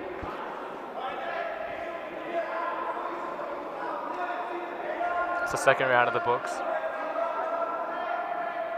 Let's see if we're gonna have this episode. Spinning back fist just misses. ZELINSKYI engages a clinch. Okay, here it is. I think it's somewhere just. Oh. Yeah, you can see Akaki hooking the rope with his right leg. Yeah. Oh. It didn't help them. No, they didn't show us the replay. Yeah, but there was no replay of this episode where the point. So we'll just have a look at was how taken. the judges scored this round here, and we can see if we can tell if a point was deducted or not. I think based on what I see, yeah. Okay, so there's a point deducted against the Georgian fighter. Yeah. And now Nikita has a very good chance to become the finalist, and he's only 18 years old. 18 years old. He's one of the youngest participants of Unbelievable. Gamma European Championship. It's a great achievement for him.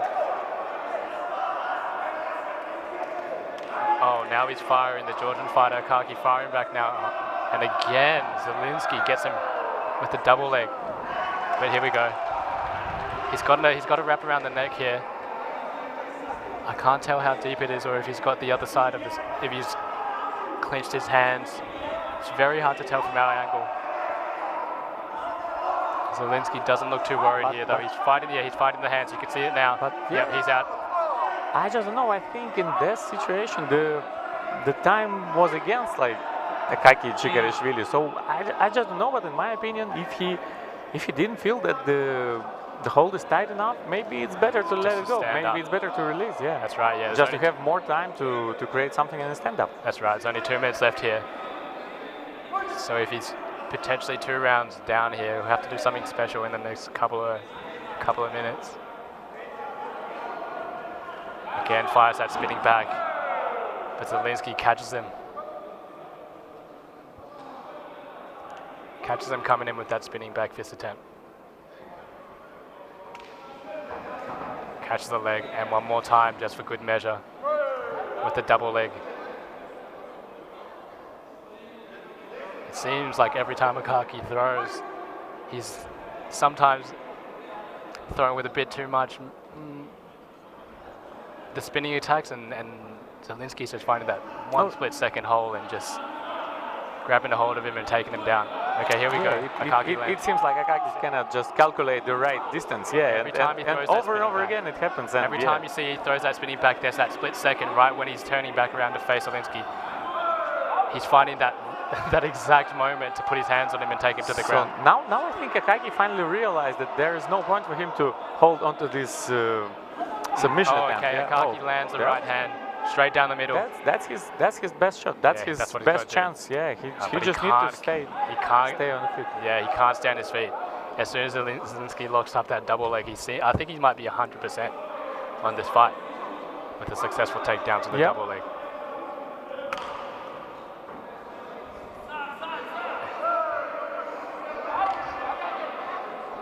Nah, doesn't have it. Half a minute left in the round. Akagi's got to start firing here.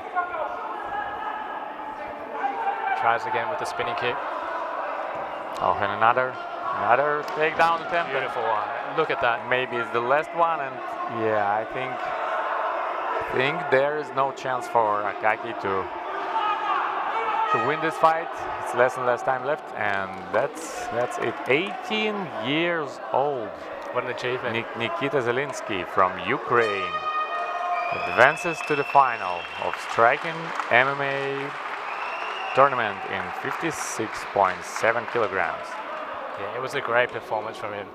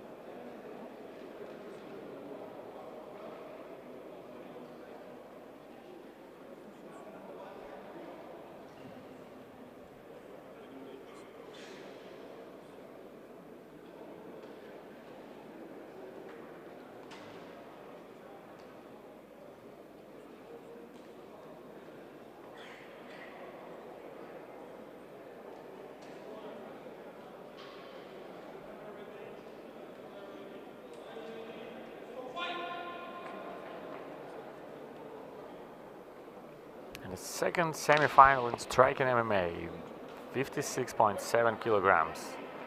Anatoly Oskin from Ukraine versus Nijat Khankishev from Azerbaijan. So yesterday, Anatoly also participated in MMA tournament, and it wasn't that successful try for him because Anatoly is a reigning, still reigning champion of the Gamma European Championship from last year in Kiev, and yesterday he lost in a quarterfinal. And here you can see that so dynamic. That he's going to do everything to advance to the final, and that would be the first Ukraine versus Ukraine final if he will do it.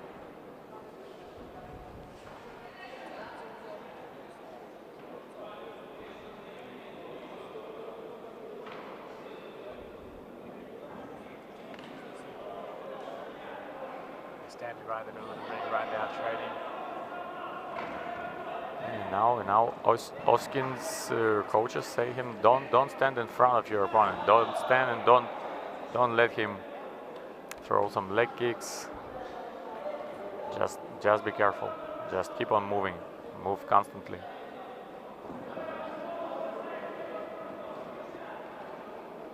You can see the guard in the judge.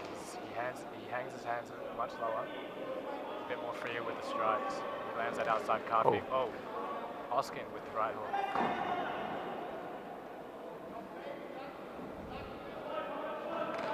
Again with the right hook by Oskin. One more time with the left, just for good measure. Straight with the right again. Narrowly escapes the judge right.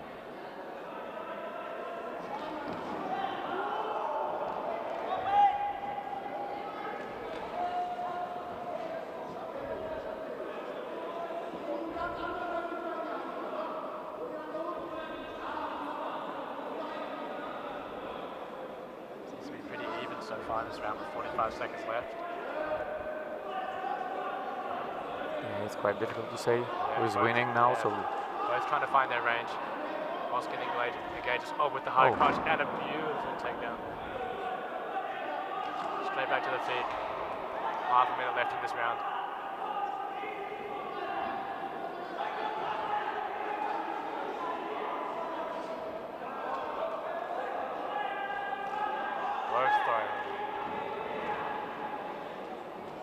So the coach of Anatoly Oskin told him that you need to start working, and actually that's what he didn't do yesterday and lost his fight in MMA. So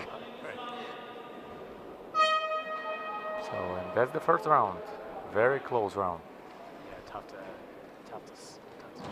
But when we spoke with the Ukrainian coaches, they told that Anatoly is a little bit of a slow starter, so sometimes he needs like the first round to fill out his opponent. So hopefully he will switch the gear in the second round. Yeah, I don't think he came out too slow that round. I think it was quite close actually. I think they both landed some decent strikes in the center of the ring. They both landed some takedowns, although I think Oskin might have landed maybe one or two more takedowns. Yeah, and I think the best illustration to the statement that it was a close round is the fact that two judges gave it to Anatoly and one gave it to Nijat. So it's a split after the first round. Okay, split first round, favoring the Ukrainian fighter. Yep. Yeah, I think probably the one or two extra takedowns may have played a difference there, but the judge's ready to go. Straight out of the corner.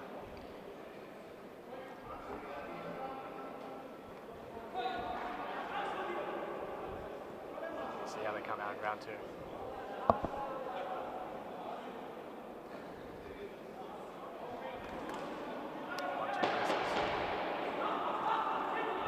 Low kick by Nijat lands on the outside of the leg. Hard low kick. Oh, here they go. They are throwing wild shots in the middle. Oskin lands something in there. I think it was a right hook. I couldn't tell. It was a right hook, and it seemed like it can be a knockdown, but the referee didn't think so, and he let the fighters continue. They were just standing and trading there, though. Again with the right uppercut, catches him there. Jumps to guillotine. Gives it up. Now He switches up. What's that? Has he got a dance locked in? Let's see if he can roll it. That's tight. That is tight. That's tight, and it seems Yeah, like he's gonna try and yeah, roll it. referee is gonna let He's him gonna pull continue. that, Oh, yeah. whoa! Yep. And one of the very rare submissions that you can see in a striking MMA. So Anatoly Oskin is the second finalist, and he will take on his teammate Nikita Zelinskyyi. Wow, once he cinched it up, it did not take long for him to finish off the fight. Oh, So he's walking around with a bit of a limp though. Oh yeah. Hope he hasn't injured himself here. Seems to be the left leg that he's laboring on. Let's take a look again at this finish. He does land a short uppercut there. Yeah, Oh, no. so the champion of the European Championship from the last year in MMA now is on his way to the victory in striking MMA tournament. So what did how did he submit him in the end? So he's oh, I'm not going to get the replay. That was yeah. And Once he locked that up, it was over quick. And now I'm not sure, but we're probably gonna have a break for about 30 minutes because before we will be back with the last 4 fights of the day for the ring number 1.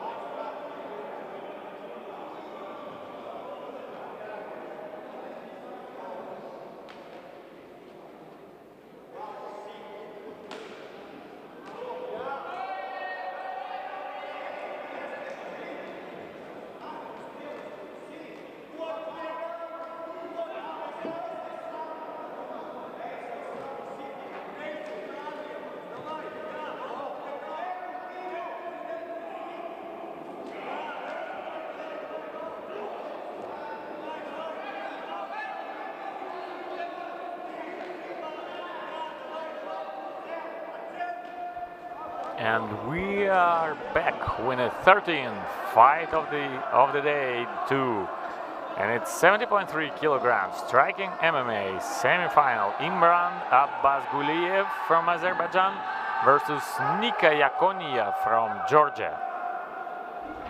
So Abbasguliyev is probably the most, or at least one of the most experienced fighters in Azerbaijan team. He won bronze medals at the European and World Championships in Kiev and Amsterdam, respectively. And both medals were in striking MMA. So he has very solid striking technique. But as you can see, Nika Yakonia doesn't hesitate at all. And he wants to become another finalist from Georgia, this time in striking MMA.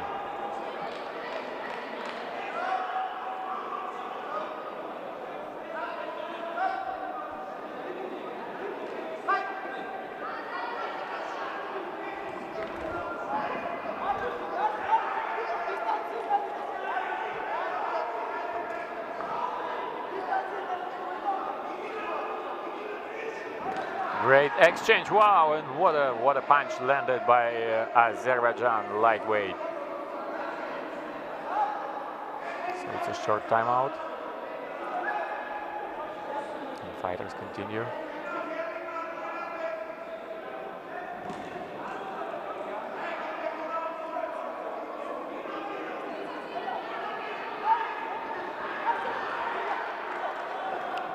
Another crazy exchange, and now it's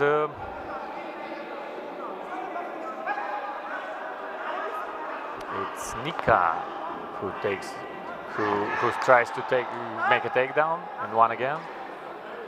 But as we know, it's a strike in MMA, so he doesn't have too much time to improve his position.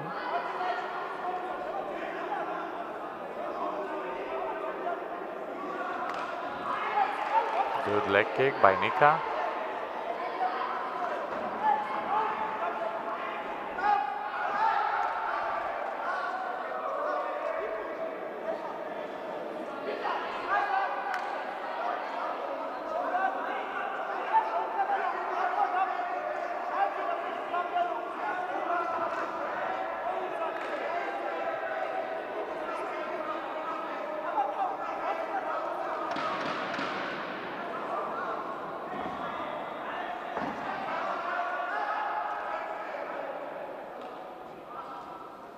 Very even, very close fight in the first round.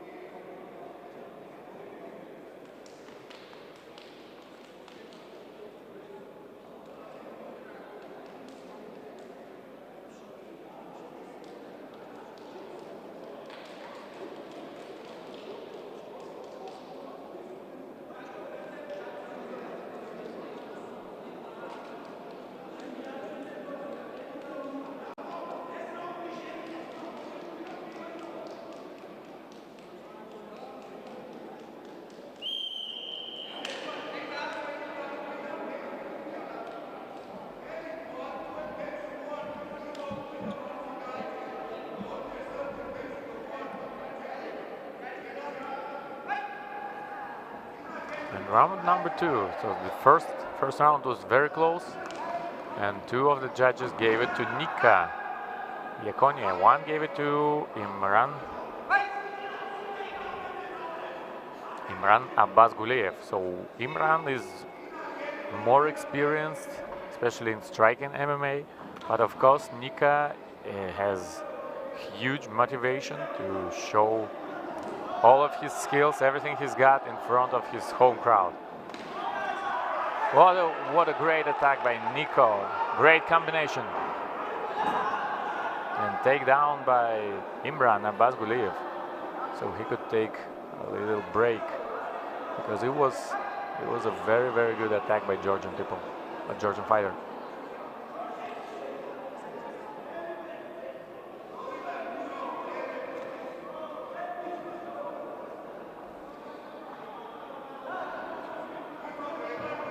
It's a true back and forth fight in which it's very difficult to predict the winner, and another takedown attempt, unsuccessful, and fighters are stood up again.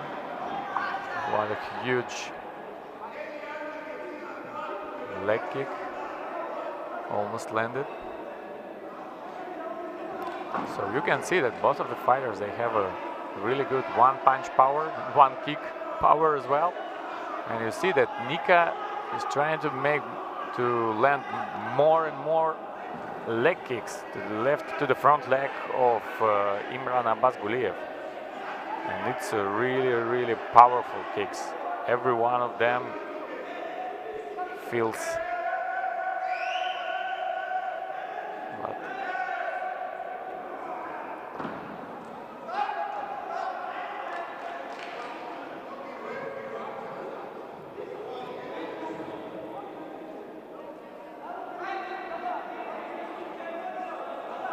The last minute, the second round.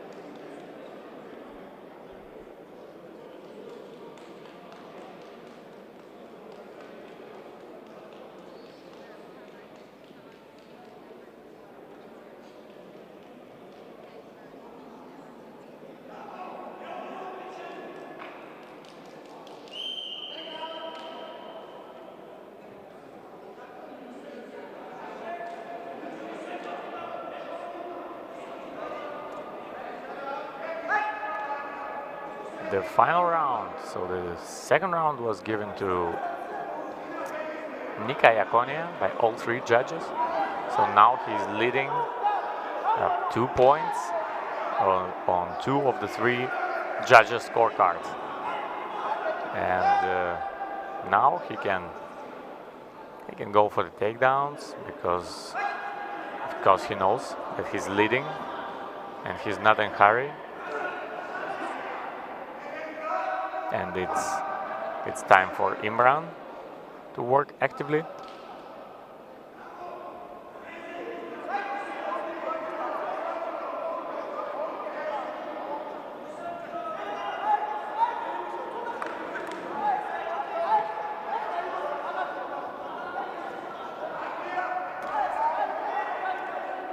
Leg kick and high kick by Nika Iaconia. So Georgian fighter, he makes his debut at the Gamma events, and it seems like he's straight on his way to the finals.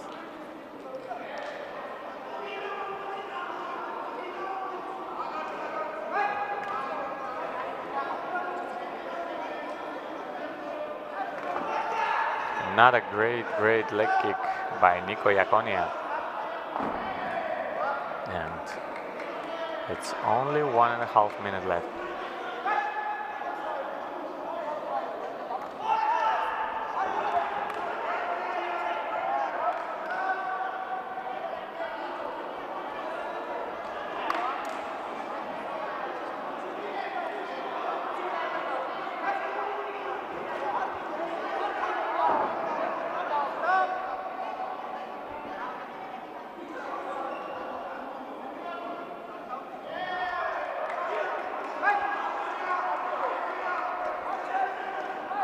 Oh, spinning back fist by Nico. And it seems like it's not that much left for Imran Abbasguliyev. So obviously he was aiming for something more than bronze medals, because he was already bronze medalist at the last European and World Championships. But it looks like this time it will be only the bronze as well for him.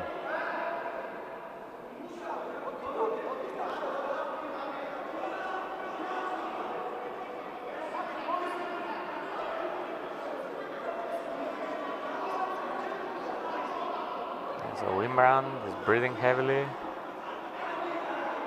and yeah, it looks like he doesn't have too much chances to advance to the final.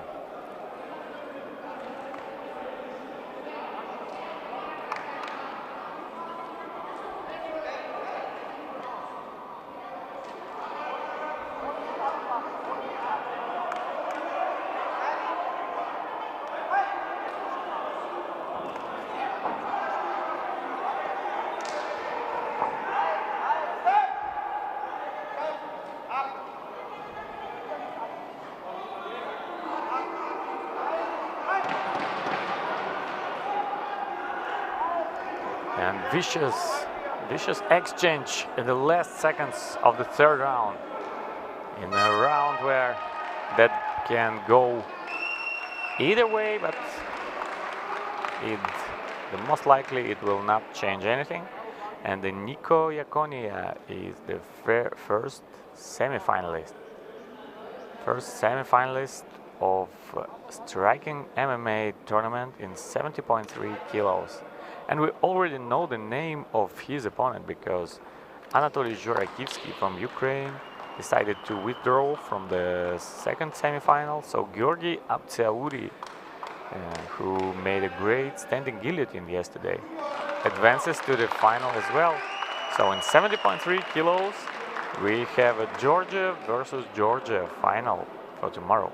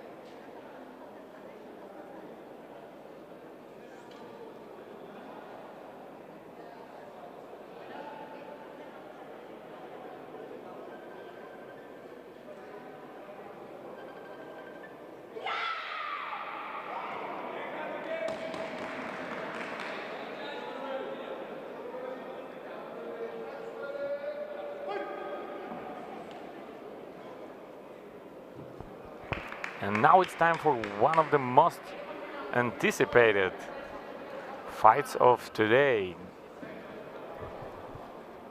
It's Klim Gusev from Spain versus Kirill Kolomiets from Ukraine. These two will take on each other tomorrow in a MMA competition final. But today it's a unique chance to relieve all the emotions one more time, as this time is a striking MMA semi-final.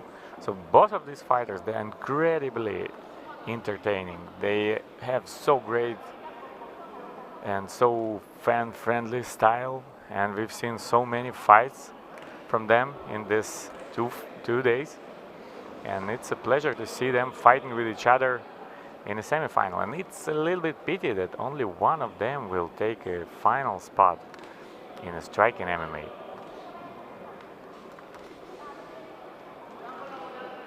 So it seems like Kirill is trying to find his best range, his best distance.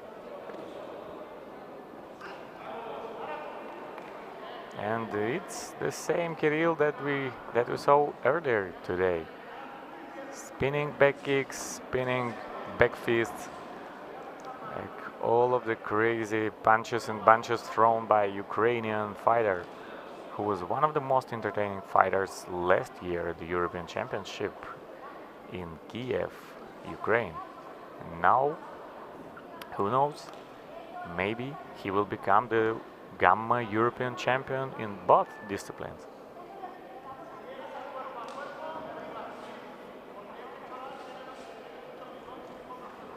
Kirill had a bloody nose, but it doesn't seem to bother him. There is nothing serious. And one minute left. So of course it's difficult. It's difficult for the fighters. Oh, it's a warning from a referee who warns Kirill not to land the elbow, and be careful about spinning back fists that can turn into the elbow strikes.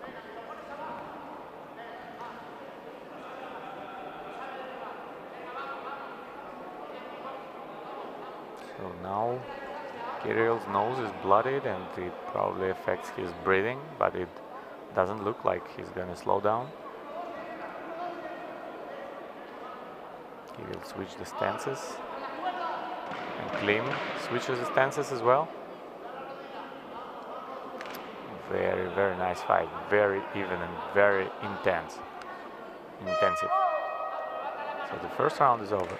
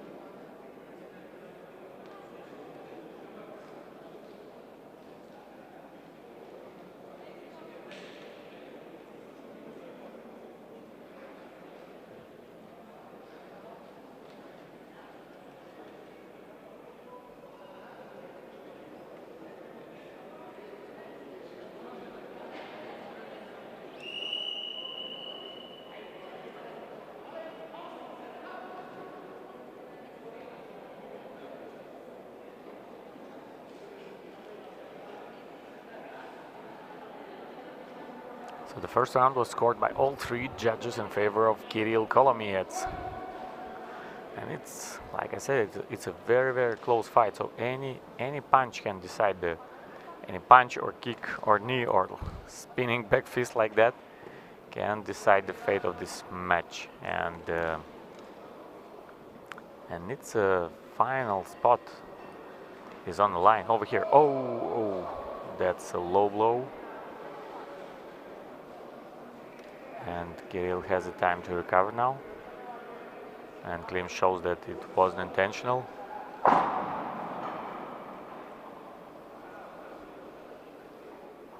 So Kirill shows that he's ready to continue. And Klim apologizes for this action. It wasn't intentional, obviously.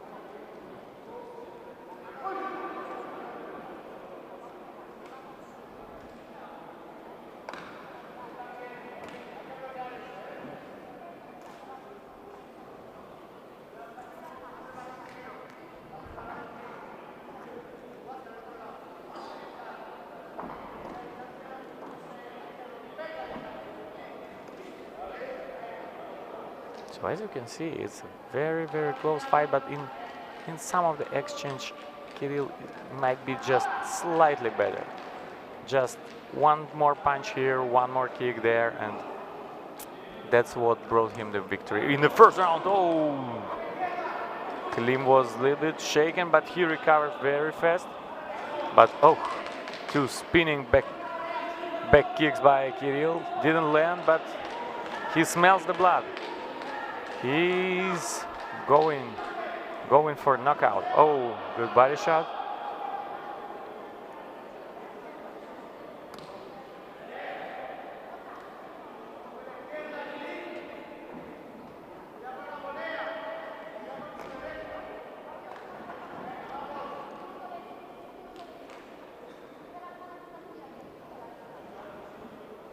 Both fighters are in a southpaw stance now. And immediately Kirill switches the stance.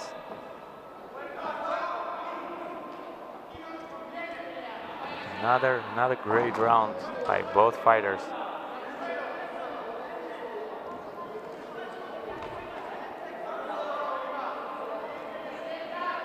The last minute of the second round.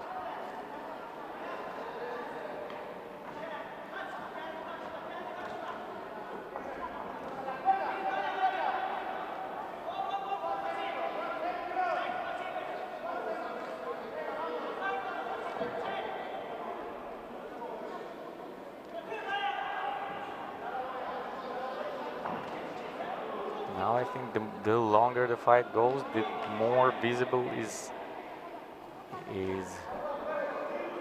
Kirill's superiority in striking exchanges. So I don't think that the team of Klim Gusev is gonna like it. Last 10 seconds, and after that there will be only 3 minutes for Klim to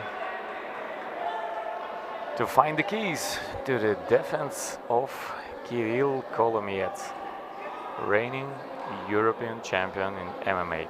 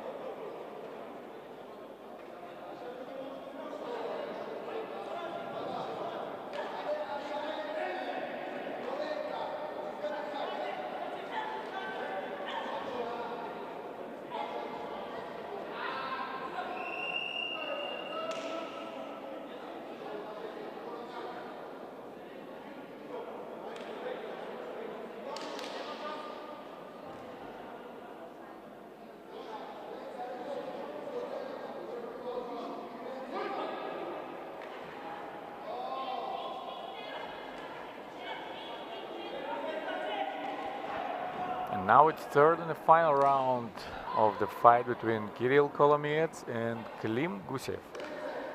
Ukraine versus Spain. Oh, and it was a very hard low kick, and it felt like, oh, and another body shot. Another hard body shot, pretty much the same that we've seen yesterday from Kirill in the MMA fight. So it doesn't look like Klim can go up, and that's the victory by knockout. Another spectacular victory by knockout, by body shot from Kirill Kolomiets. Great and extremely entertaining young fighter from Ukraine.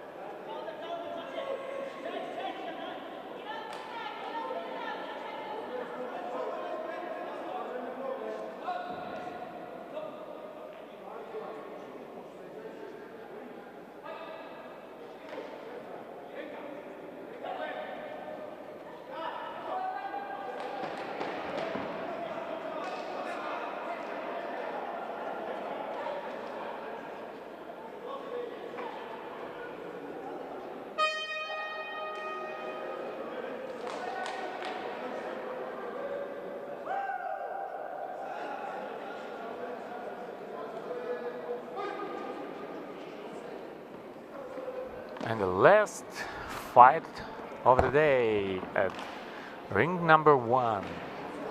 It's Sanan Aliyev from Georgia versus Mehmet Merbilen from Turkey.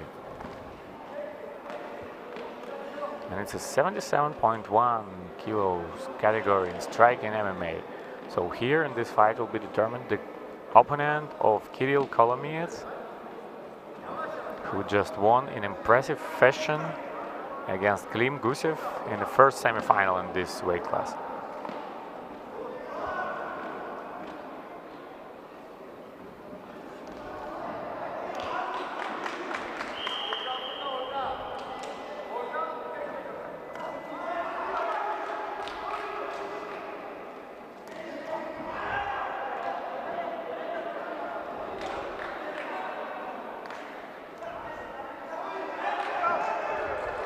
Good attacks by Sanan Aliyev.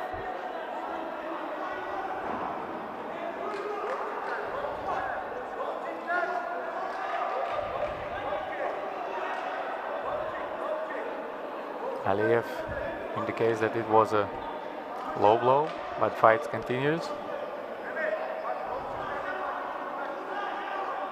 Spinning back kick and another one. Oh, good. Good right hook by Sanan Aliyev.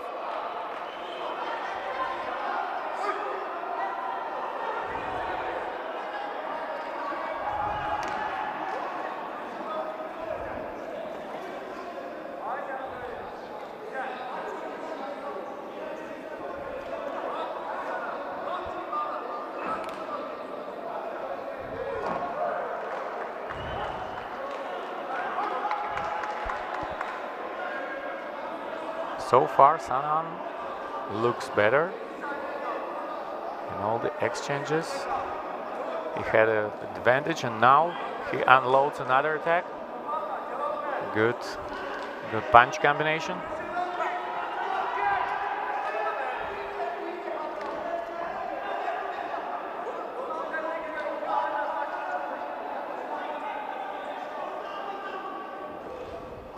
Oh, another great punches from Sanan Aliyev, and two more.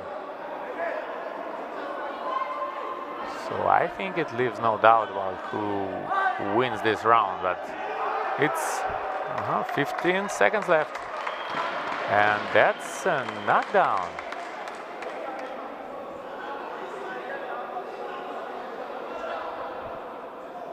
Okay, Mehmet Bilen shows that he's ready to continue, and the first round stops here.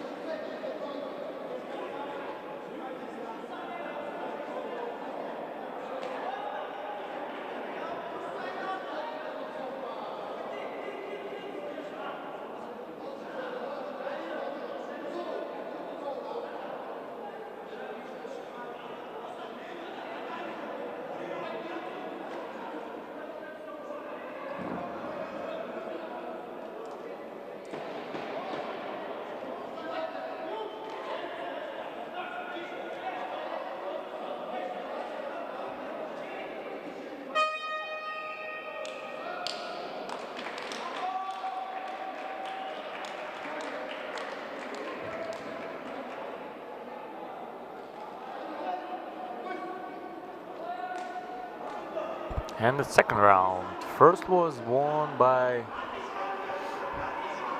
Sanan Aliyev from Georgia, and it was also the knockdown. Sanan shows that it was the punch to the back of the head. So now Mehmet Bilen is in the neutral corner.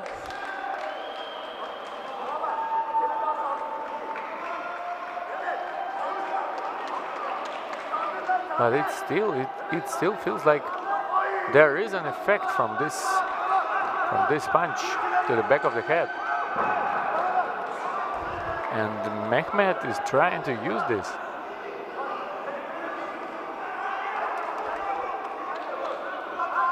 But now it seems like Sanan has been recovered after this blow, and now he's moving forward very aggressively, landing very hard punch combinations.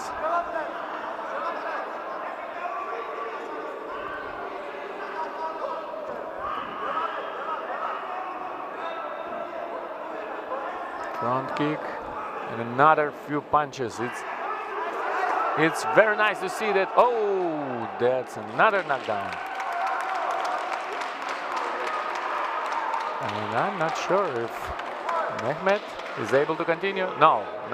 His corner throws the towel, and Sanan Aliyev from Georgia is our last finalist for today. So tomorrow he's gonna take on Kirill Kolomiyets in a final of 77.1 kilogram category in striking MMA.